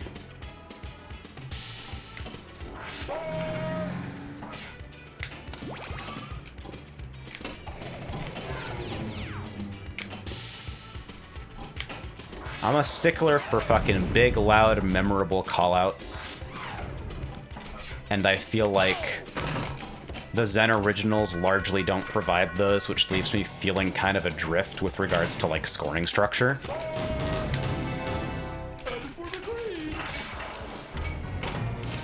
I've played a bit of Sorcerer's Lair and the Wild West Spin, and it's like, these have, like, rules that are not, like, completely nonsensical. I think the focus on, like, the wider layouts, because they want to play more to a 16:9 aspect ratio. It's like, a lot of layouts are a little bit samey, and it, like, has kind of, like, enhanced versions of the wide body problems with regards to, like, shot repeatability and variety. Fuck. Really nice shot. And it's like, I wish I could just give everything my approval stamp, because, like, as far as people who give a shit about pinball, Zen is up there. Like, certainly I feel like the DNA of the Zen originals is still closer to, like, sensible pinball design than just about any digital original that's out there. But it's like, I can boot up Totan at any time. You know what I mean?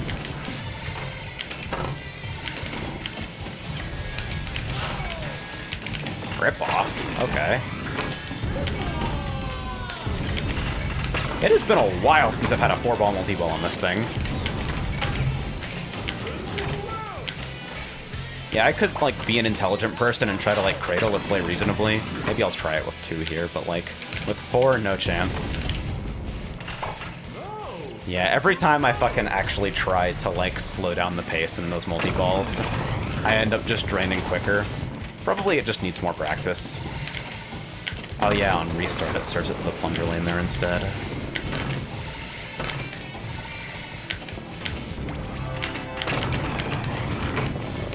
Whoa! What an angle.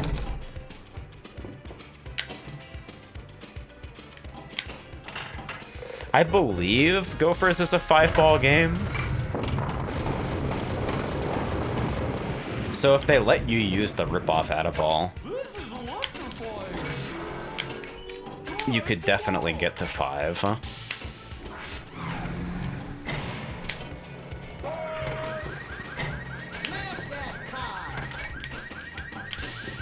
I know, like, there are some games that prefer to, like, keep 1 in reserve so that they can, like, serve a new one out of capture states a little bit quicker.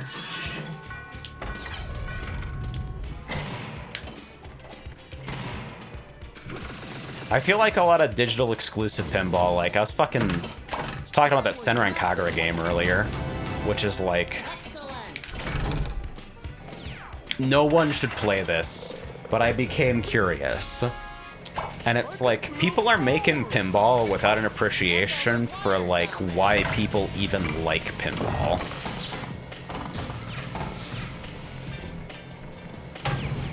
And that bugs me.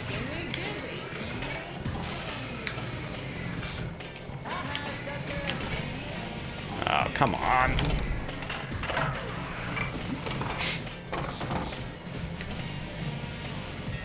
I feel like I basically always choke Short Circuit. Even on real hardware, the kick targets are pretty hard to pinpoint. Maybe I'll hop on this when they add Jackbot, because that table has vibes I like, and I don't want to set up VPX. Yeah, not wanting to set up VPX is very fucking reasonable. The experience is, like, it gets better all the time. I don't want to, like, shit on the work of a fucking bunch of talented hobbyists who clearly, like, care a lot for the game. But, like, just because of the way that thing wants to be structured to be, like, a solution for so many people, And it's like, it wants to be modular too, which is like obviously very good if you want like a generalist standard to rally behind for all sorts of different hobbyist setups.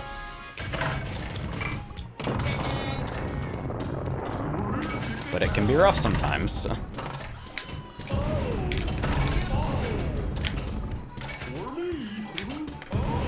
And a lot of like...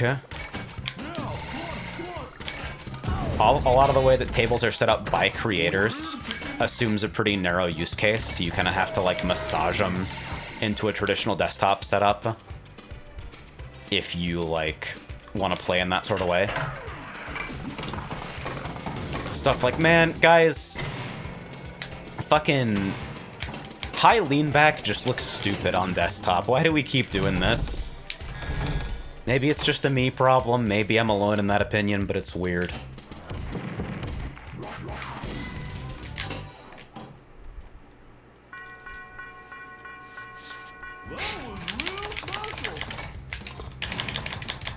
Yeah, it's... the way that the alphanumeric games are treated in this collection is, I think, the only time I think a sim has had an issue that I got, like, really deeply felt mad about. Because, like, I really like the sound in Swords of Fury and Bride. And, like, to see it treated that way is frustrating. Like, this is gonna be some people's first experience with these tables. A lot of people.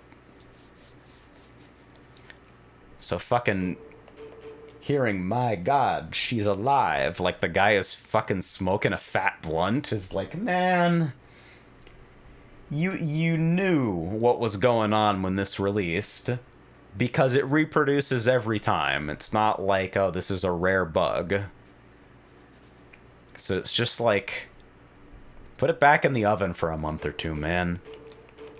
Everything else is something I can look past. Like, okay, whatever. The fucking ball rolls through the fucking shooting star fucking outlaying guards on Totan. That's, like, fine. It's goofy looking, and it doesn't happen on other sims, but it's fine. Hell, the fucking game even software compensates for it. You could do a lot worse. Like, this pitch down, like, slide when you start a credit, even on the DMD tables. Where it's like, it's a little ugly. It's a little goofy. But, like, it's forgivable, because, I mean, like, it plays great, looks fucking fantastic. Like, look at this. Take this, oh wise one.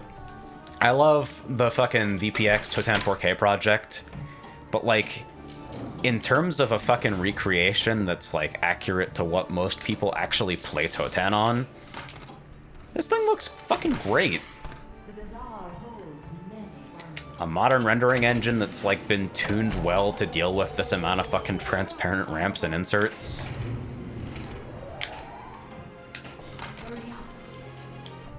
Take this piece of junk.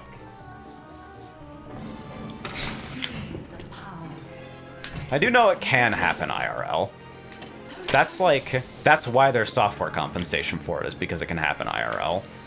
But it happens on FX 2023 at a way higher rate than IRL or like FX3. On FX3 it's happened 0 times to me. IRL it's happened once to me. And I've spent less time with FX 2023 than either IRL or FX3.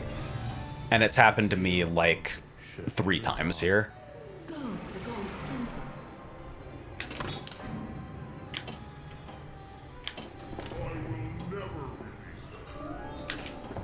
Are you into the visual extras? Because I was having this conversation earlier. I think they look a little bit tacky, and I wish there was a way to separate things like the modified flippers and the side blade art from the animations. Totans are definitely some of the most tasteful in the collection, though. Like, I think Fireball is a little bit too disruptive to play. But, like, having tried all of the visual enhancements on the Williams tables, Totans is, like... this is pretty reasonable.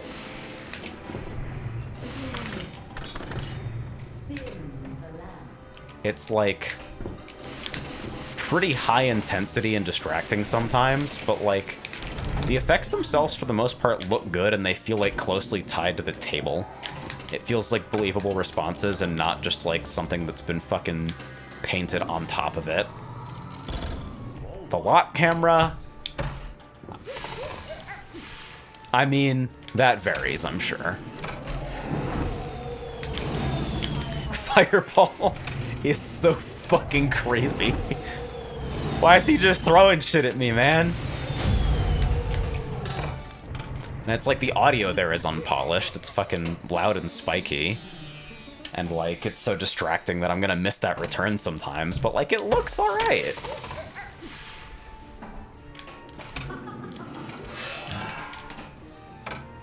But like, really, I kinda just want the side blades.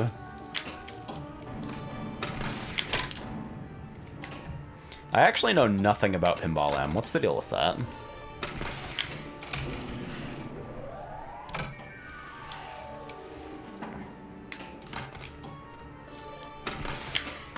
I really hope Bride gets some love here. Like, against my better judgment, I got FOMO'd into buying a pack of tables that I probably won't play because the audio issues are too frustrating to me. Because, like, I want to believe they'll make it right. That's another fucking way the shooting stars can go off. Damn it.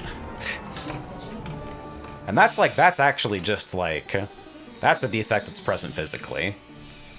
That's not a fucking Zen problem. And you can have various opinions on like whether or not digital games should have like safeguards to prevent things like that from happening.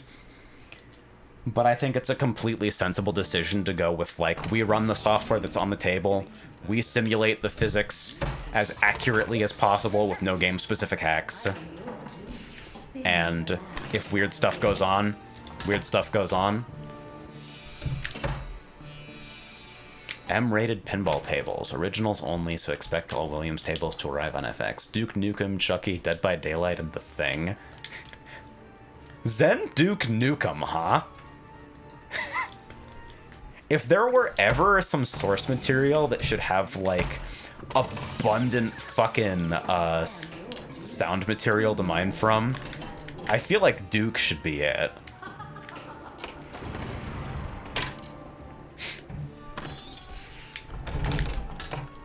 Dude, I'm a mess tonight. Holy shit. It seems like a weird focus to have it split off from another client, but I guess, like, if it really is a ratings issue... You don't want fucking Duke talking about piss. Those alien bastards. I'm just bricking a whole bunch of ball ones in a row. Ooh, that pitch bend. Beautiful stuff. Fuck! What's going on right now? I played like a somewhat reasonable game, but now I drain in 5 seconds. It's because I'm seriously considering the possibility of like Zen Duke Nukem. How fucking crazy is that?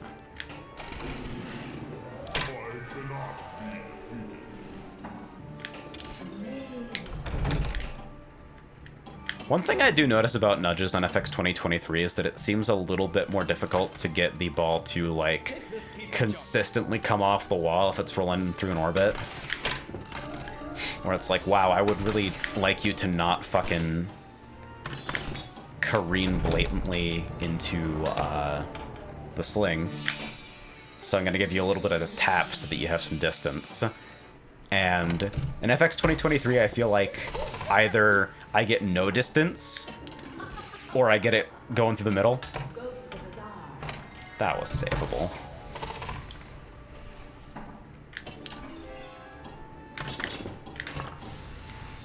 Yeah, so I remember some mention that, like, licensing prevents them from using VPN MAME, which is, like, absolutely, like, play nice with the software license. It's there for a reason. But, like, I wonder what the fuck is going on under the hood that the audio playback rate seems to fluctuate so wildly. Yeah, it was you. I remember. Banish the genie. Great shot. Again, I swear to God, I have seen you play, like, every table that exists anywhere. Take a peek in and scrub around the videos every now and again, like, hey, what's the deal with this thing? Like, what's going on with people regarding fucking Zen South Park so highly?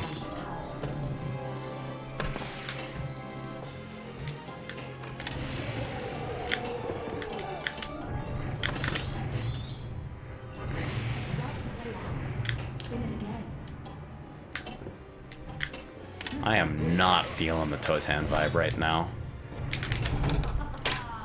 These shots are just not working out. That's cute, though.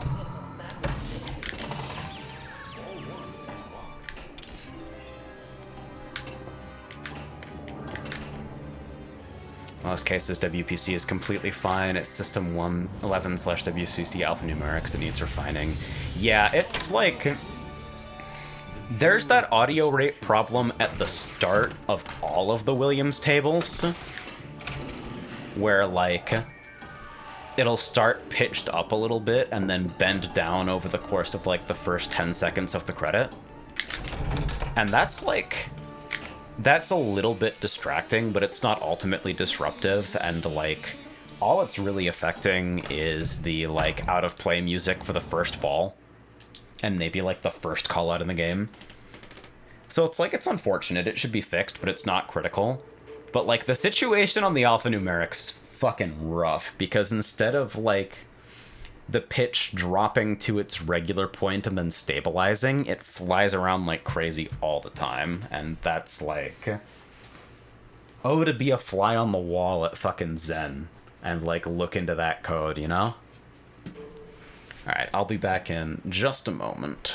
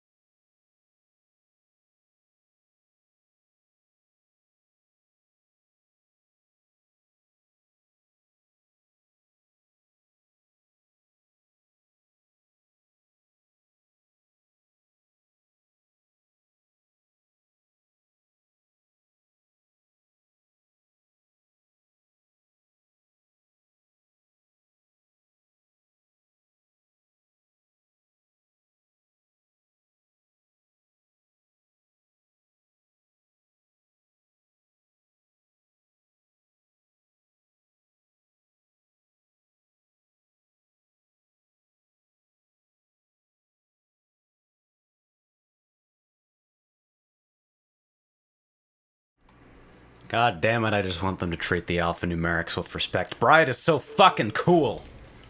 Thank you. Let's play this game again for no reason. And I'm just gonna, like, try not to get tilted. Oh yeah, I set up the fucking DMD device stuff. Did this spawn the alphanumeric windows? It did. Which means I should be able to do this.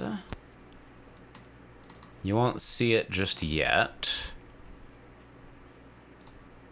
Alright, and then click away the DMD. Actually, is it top bottom or fucking side to side here? It's top bottom.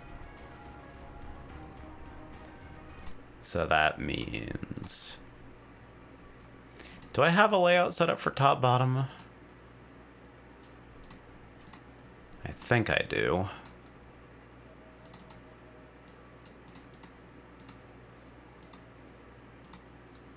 Yeah, dude's all in a line. I unfortunately haven't had the opportunity to, Oh, wow, this one's all fucked up. This is like, these are in position for Gorgar. That's mad funny. Yeah, this should be upper left, lower left, right? Yeah. There we go.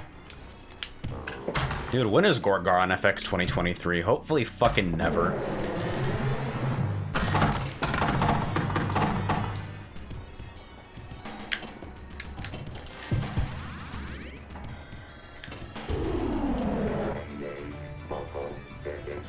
It's weird because, like, Swords of Fury has major, like, music problems, but the sound is largely fine. Bride seems like the opposite. Fuck.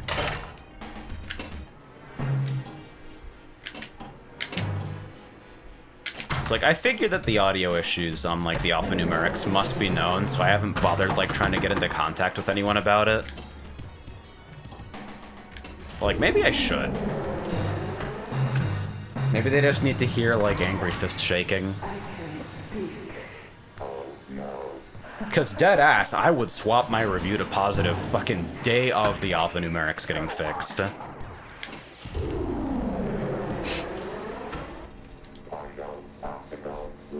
Like, I have some feelings about the pricing, and, like, obviously a lot of people have some opinions about the way they treated, like, FX3 supporters.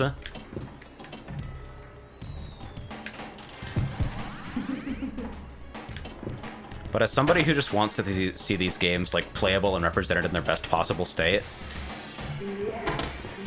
all I want is good audio, man. You nailed the physics already. Just give me good audio. Can I post-transfer? Sure can. And then brick the shot.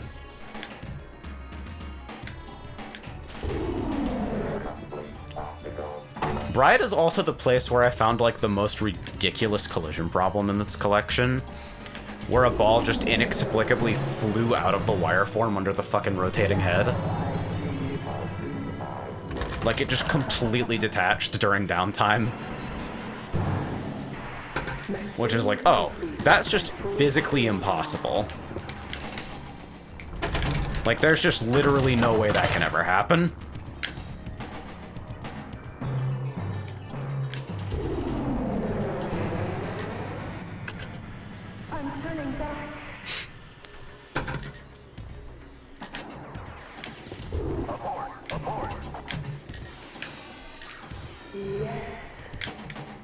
There's Funhouse on the same level. Funhouse's theming doesn't really jive with me, but, like, I remember it shooting pretty well the last time I got to play it in person. That's 3 out of 3 missed shots.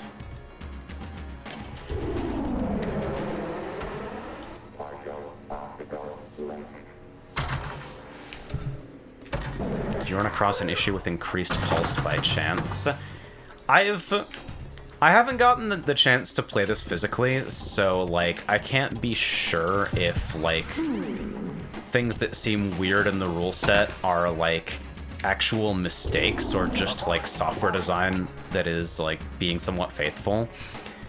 But definitely feel like I feel like the all the shuttle shots behave a little bit strangely after a drain, where sometimes it'll take way too long to recognize a drain and like no-sell a shot and only trigger the regression back once you've made a successful shot.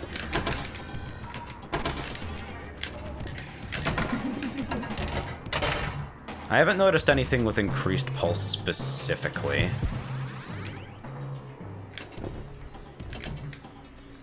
But it's also pretty rare that I actually finish the whole sequence. God damn it, why do I keep doing that?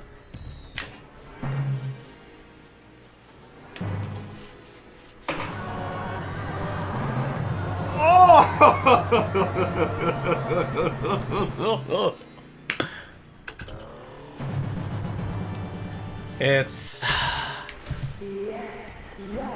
It's so good except when it's bad.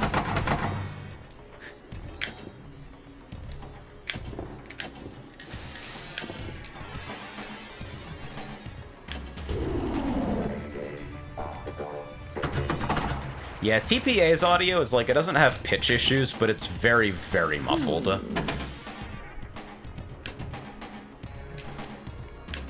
The best all-arounder version of this table I've played is the VPW version for VPX.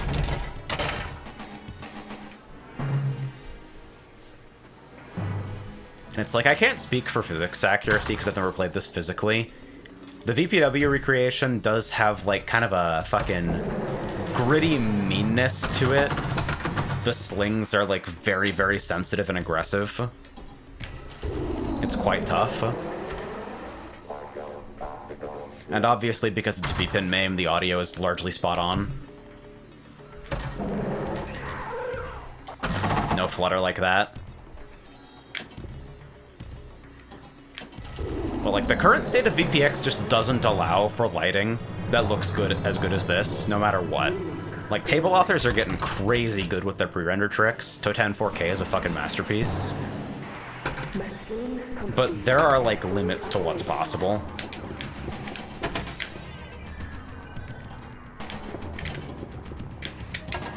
Of course.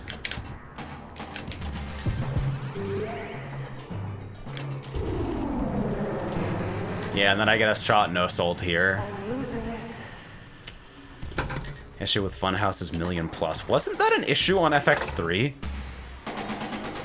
While I was picking up all the table packs yesterday, I remember actually seeing a fucking review for Volume 6 on FX3 that mentions that being busted. Ugh. I guess that doesn't mean very good things for their likelihood of supporting the alphanumerics, huh?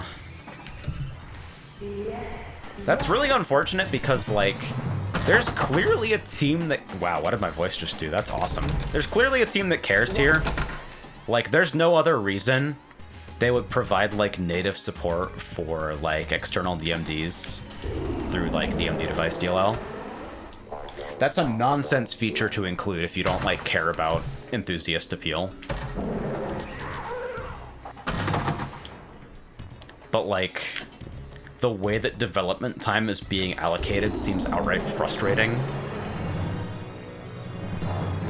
Also me. Damn it.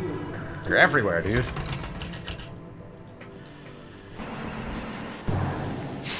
Machine complete and fully operational.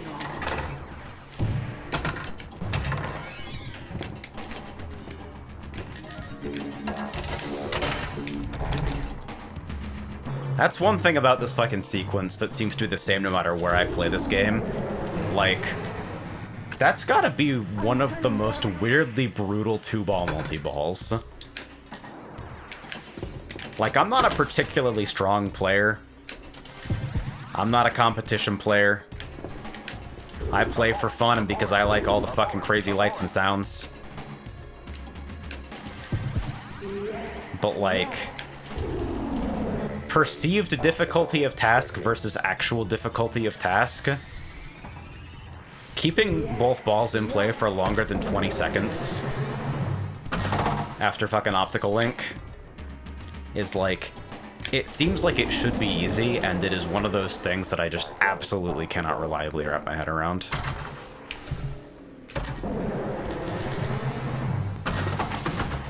One thing that I wish I could do for VPX is just steal a camera setup from the FX games.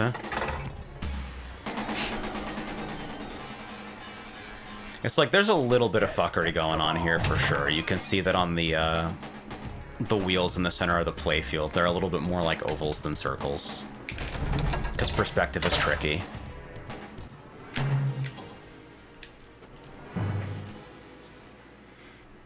But like overall, ball movement feels like more predictable here than any set of camera settings I can find on VPX.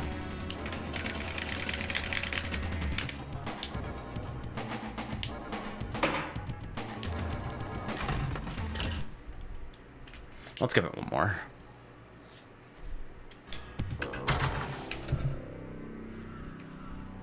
Ooh, that's a montage.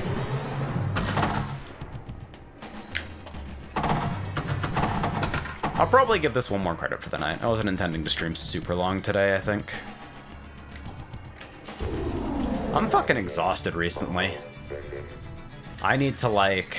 Good video game week is gonna be my method of fucking resting up before the advent calendar. But even that, I don't want to go too far, you know? But I won't lie, I was getting pretty stressed. My December is looking pretty busy. And I was starting to freak out a little bit about, like, man, I gotta do the advent calendar and all this other stuff at the same time. And it was doing the fucking advent calendar trailer for this year that had me smiling, thinking of, like, what I'm about to be spending my December doing.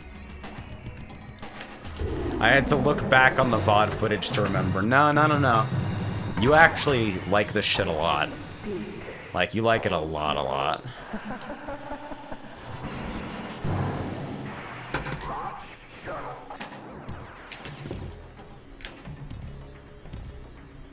If I remember correctly, that fucking rollover to the right flipper lets you just, like, make 100% railgun accurate shot to shuttle every single time on TPA.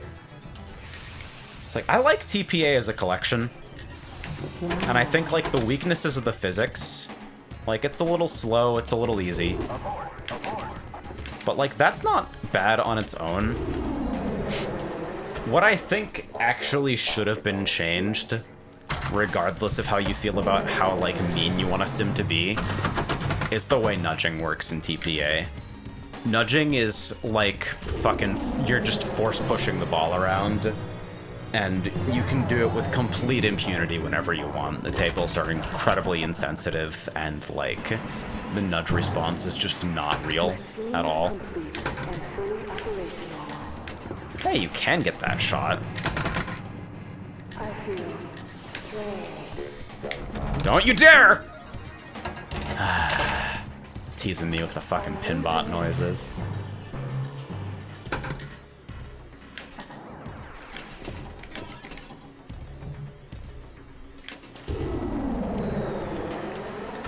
It's like... The reason TPA plays so fucking long is because you can reaction... You don't even have to reaction nudge out of bad situations. You can be like, this path has the potential to create a bad situation, and nudge the ball somewhere safe every time. And it's like, not nudging at all is not a fun way to play pinball because you just, like, get destroyed by stuff and, like, watch it happen. That was dumb. But using the nudge to the full extent that TPA allows you to nudge is also not a fun way to play pinball because, like, risk-reward is effectively removed from the equation. Returns that are intended to be scary are no longer scary. Out-of-control situations are now in your control.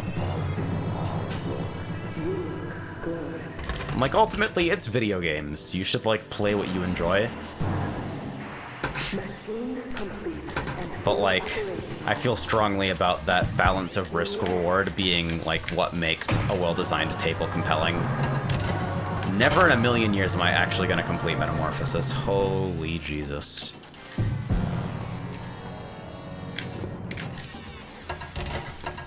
least I'm better at shooting the fucking center ramp than I am with VPX.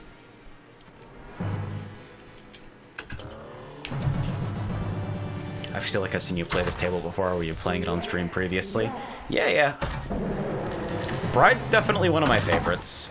I love the theme, I love the layout. I love the music and sound, provided that Zen isn't mangling them.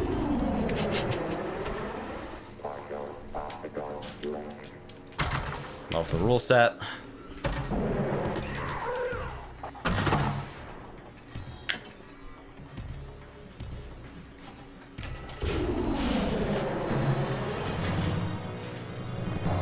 Alright, optics activated for probably like the 10th time this game? What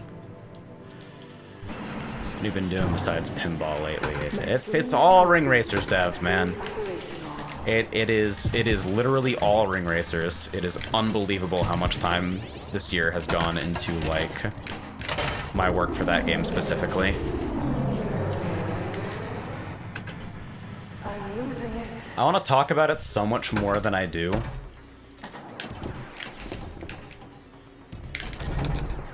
Like, I keep my secrets out of respect for, like, my friends who are working on this thing, and also because I believe, like, as a complete package, it will be more fun for everyone to just get everything all at once.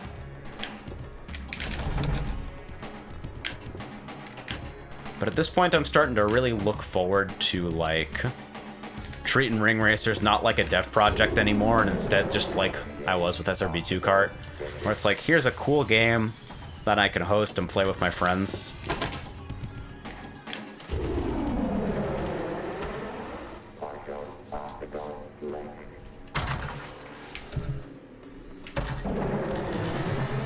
You're a game dev now.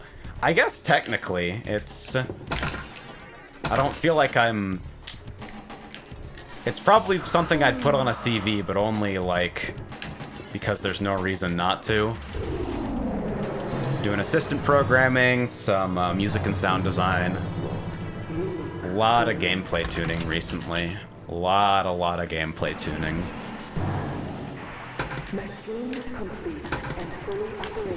We're putting a lot of effort into, like, making sure the game has staying power at high levels rather than, like, collapsing into a bunch of predictable game states. Can I make this shot on reflex? Hey, hey, hey!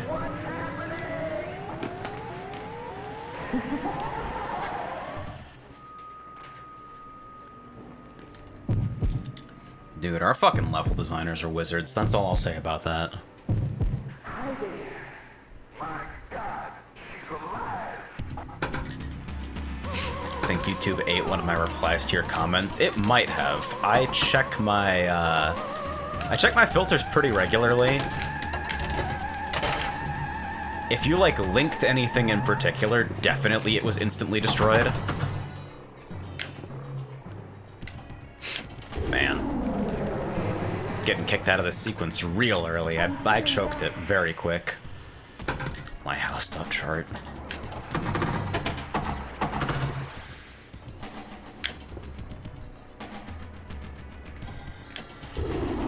What was that actually meant to sound like? Mostly like that, except, like, she can actually sing. Like, operetta-style vibrato and, like, the pitch flutter of a vinyl record, but on heroin, are, like, not a good combination. The sound emulation really is not kind to this thing, and it's unfortunate because I think it has some of the best sound design in pinball. Saw the trailer for KSC 2023. I'm really glad that people liked that trailer.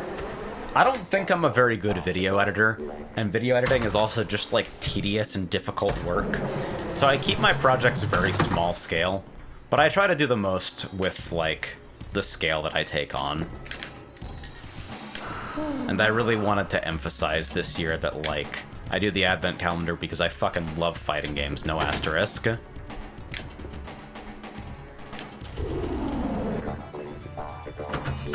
Shit was straight up motivating.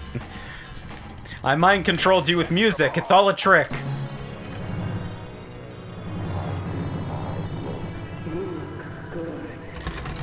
I also get a little bit insecure about recycling some of the same clips year after year, but like, some of those clips are just the way they are, man. You know what I mean?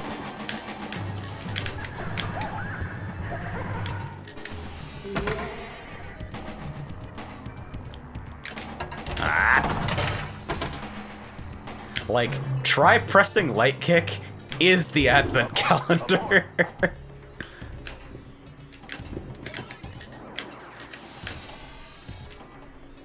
The Bloody Roar clip that shows up in every single mention of the advent calendar for like 5 years straight.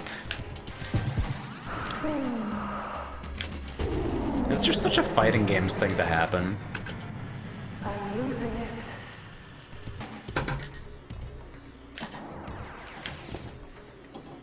Yeah, that shot, I like that roll over to the right flipper, but that is not a repeatable shot. I think I need to be responsible in post-transfer instead. But I don't think you have the time to post-transfer when both balls are getting served back at you after Optical Link. So I need some other way of, like, reliably getting that under control.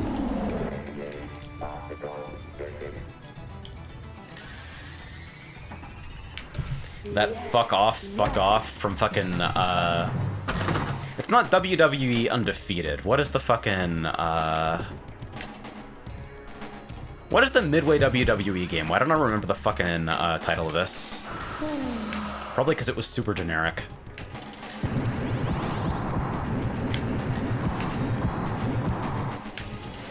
Yes, I noticed I'm hitting loops. It's wild, isn't it? Ah! WrestleMania the arcade game. That's the one! Thank you, by the way, Hikari.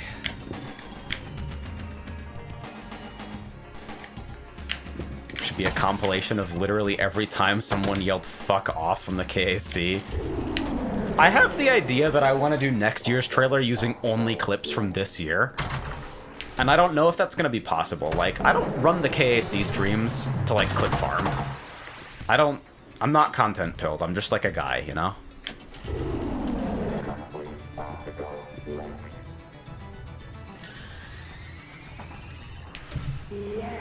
Yes.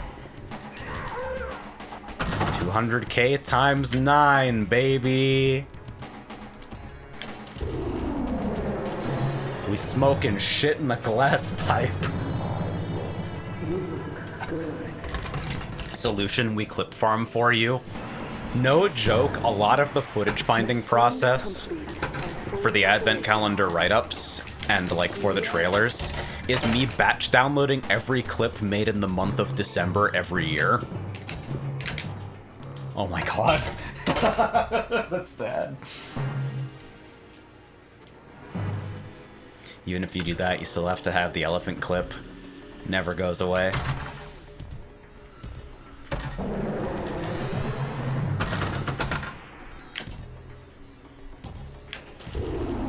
I wonder if I'll ever capture a single-player playthrough with the vibe of Trauma Team. Like, right now I'm doing Void Stranger. Don't worry, I'm not going to talk about Void Stranger spoilers right now. But what I will say is that, like, the type of experience that it is not, like, the highly clippable, highly engaging experience. I actually don't know what the foundational appeal of watching that game is.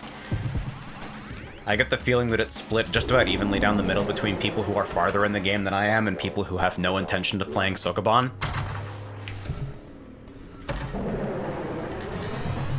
Problem, Void Stranger is good. That is a problem. I should probably play more games that are worse. Hey, how do we feel about Sonic Riders for fucking Good Video Game Week, Day 2? Is Sonic Riders, does that get to be Good Video Game Week? Because I like that game.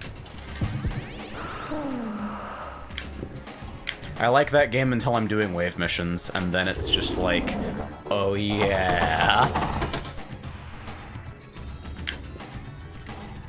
I'm kind of outlining a video in my brain. I'm unsure whether I have the, like, fucking power to become the video essay shithead, but I'm outlining a video in my brain on the differences between, like, design philosophy in Zero Gravity and OG Riders.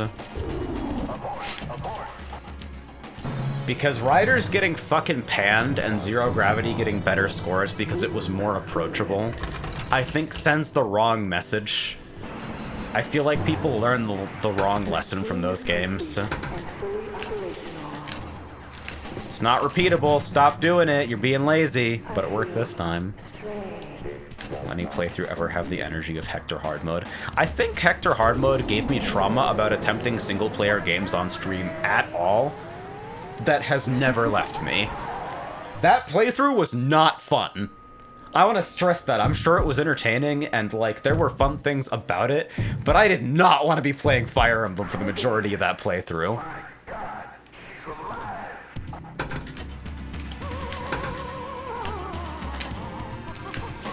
Oh my god, wait, it was repeatable!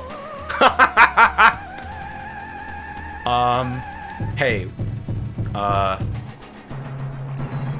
There we go. Alright, here we go. Go for 1 billion.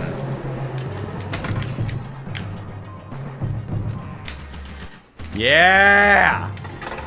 Welcome to the Billionaires Club.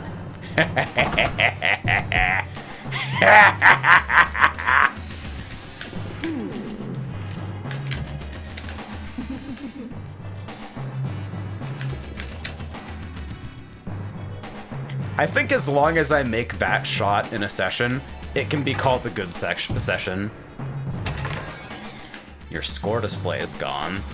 That's interesting. Why did that happen? The alphanumerics are still there. Did the capture just inexplicably bust? It did. That's bad, right?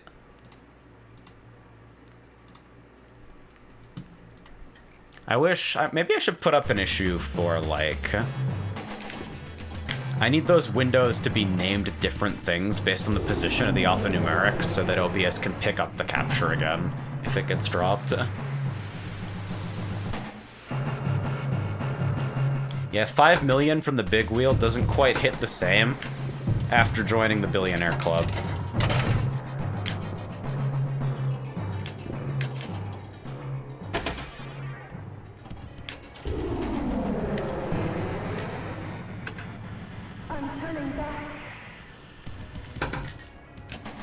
And I swear on, like, the VPX version of this, she'll detransform as soon as you drain rather than requiring another shot. I need to check the behavior in TPA as well, because I figure, like, it'll probably tie break. I have my Freezy set up on a part of my monitor, then capture that area and work with that. Yeah, I should probably clear some space for that. Because, like, when I play, I have the DMD window in a fixed position, but I haven't done anything, like, special for the alphanumeric parts yet, because the positioning of those is, like, game dependent.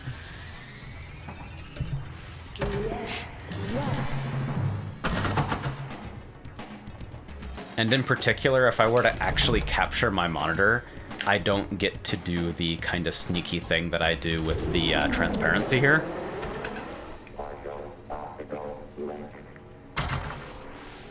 Or maybe I do in part if I fucking set my desktop background to, like, a chroma keyable color.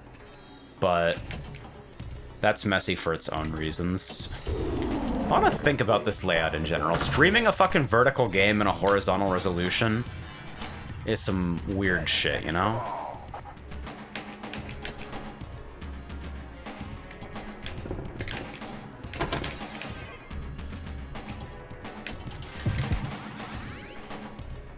That doesn't trigger the inline rollover. Got it. Drops it a little bit low.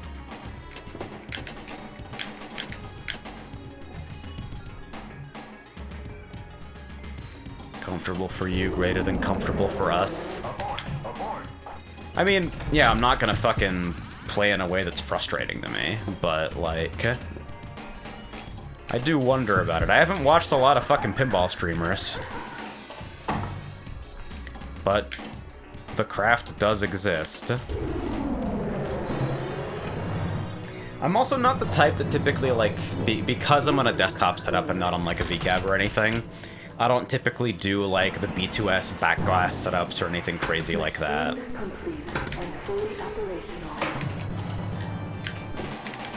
Oh, shit.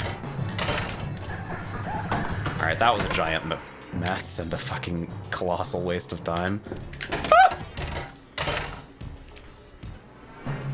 The setup looks great. I still play landscape and I have a layout like this.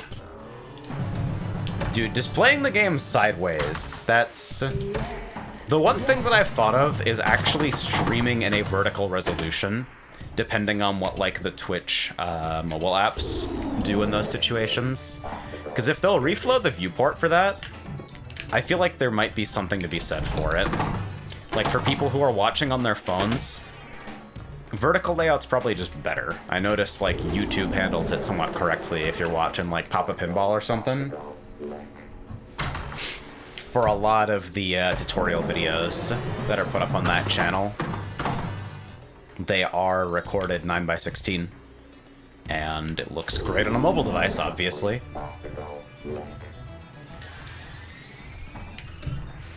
And on, like, the desktop page, it's 9:16 fucking cropped into the 16:9 area.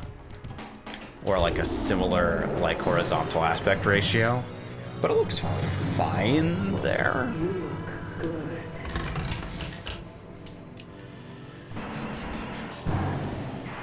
Machine complete and fully operational.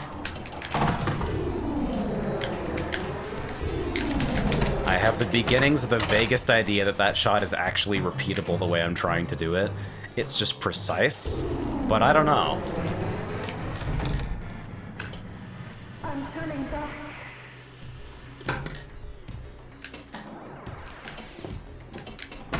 You're talking about, like, risk-reward and repeatable shots earlier. I feel like a lot of digital-only, like, pinball-like stuff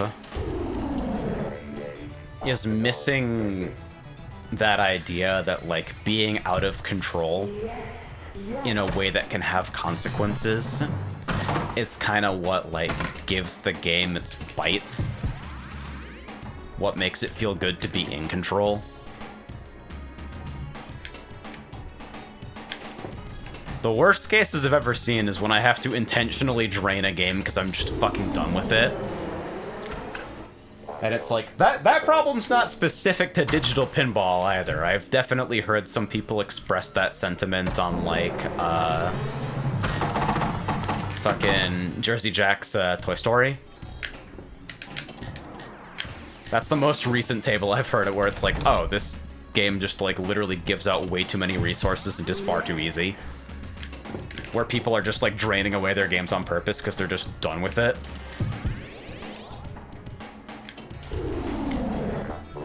As a keyboard enjoyer, have you ever played Cook Serve Delicious? I have never heard of it.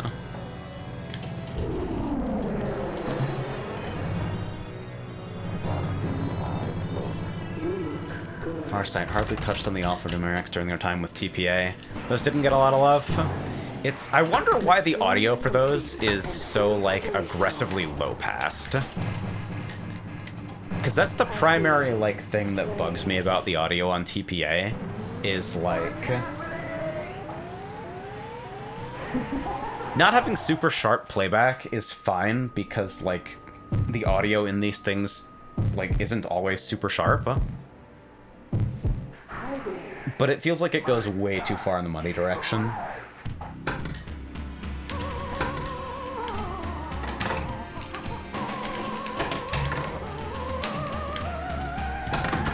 Oh, you're gonna come out of there in a dangerous way. I gotta get rid of the other ball.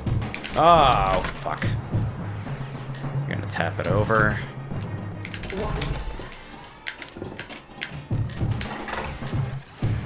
Alright, Power Charge got it out of the way for a moment. Launch all shuttles.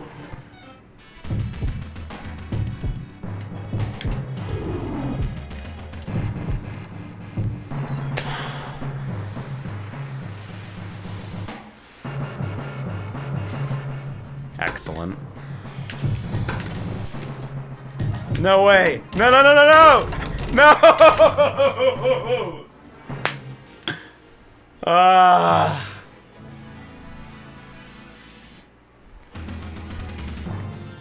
God. Ain't that the fucking way to drain ever? Trading both balls in the same second with fucking Billion lit. I need to go back to the VOD. That heartbeat rate was interesting. Yeah, the heartbeat's supposed to speed up the longer you haven't made the second shot, right? But I think there's some interesting interactions with that and like the kind of unstable playback rate overall. It seems a little bit strange.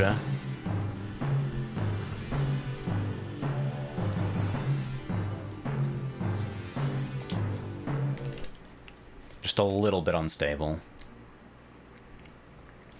Dang. Oh, man. Hold on, fucking...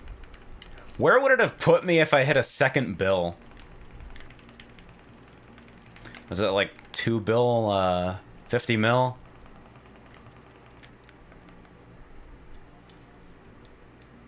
Could have been top 100. Dang. Ah, well, that's competing against everybody's best score ever, so... I suppose I'll get there in time. Man. Even when the audio's all fucked up, that table's still fun. I think, like... I feel weird having a negative review on this and telling people to consider buying it anyway. But, like, specifically because it is so cheap right now, if you are, like, interested in pinball and don't want to fuck with VPX, this is probably a sensible product for, like, some of the best tables ever made. Not at full price. Never at full price in this state. But, like, man, I don't know. Maybe I just like stuff too much. I've become a corporate shell. Who knows? Thinking about how the heartbeat acted without one ball locked. Ah, I see.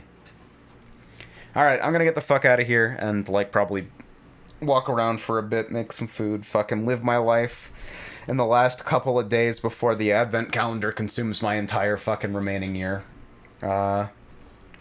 Thank y'all for coming out. Appreciate the company, appreciate the support. Get the fuck out of here.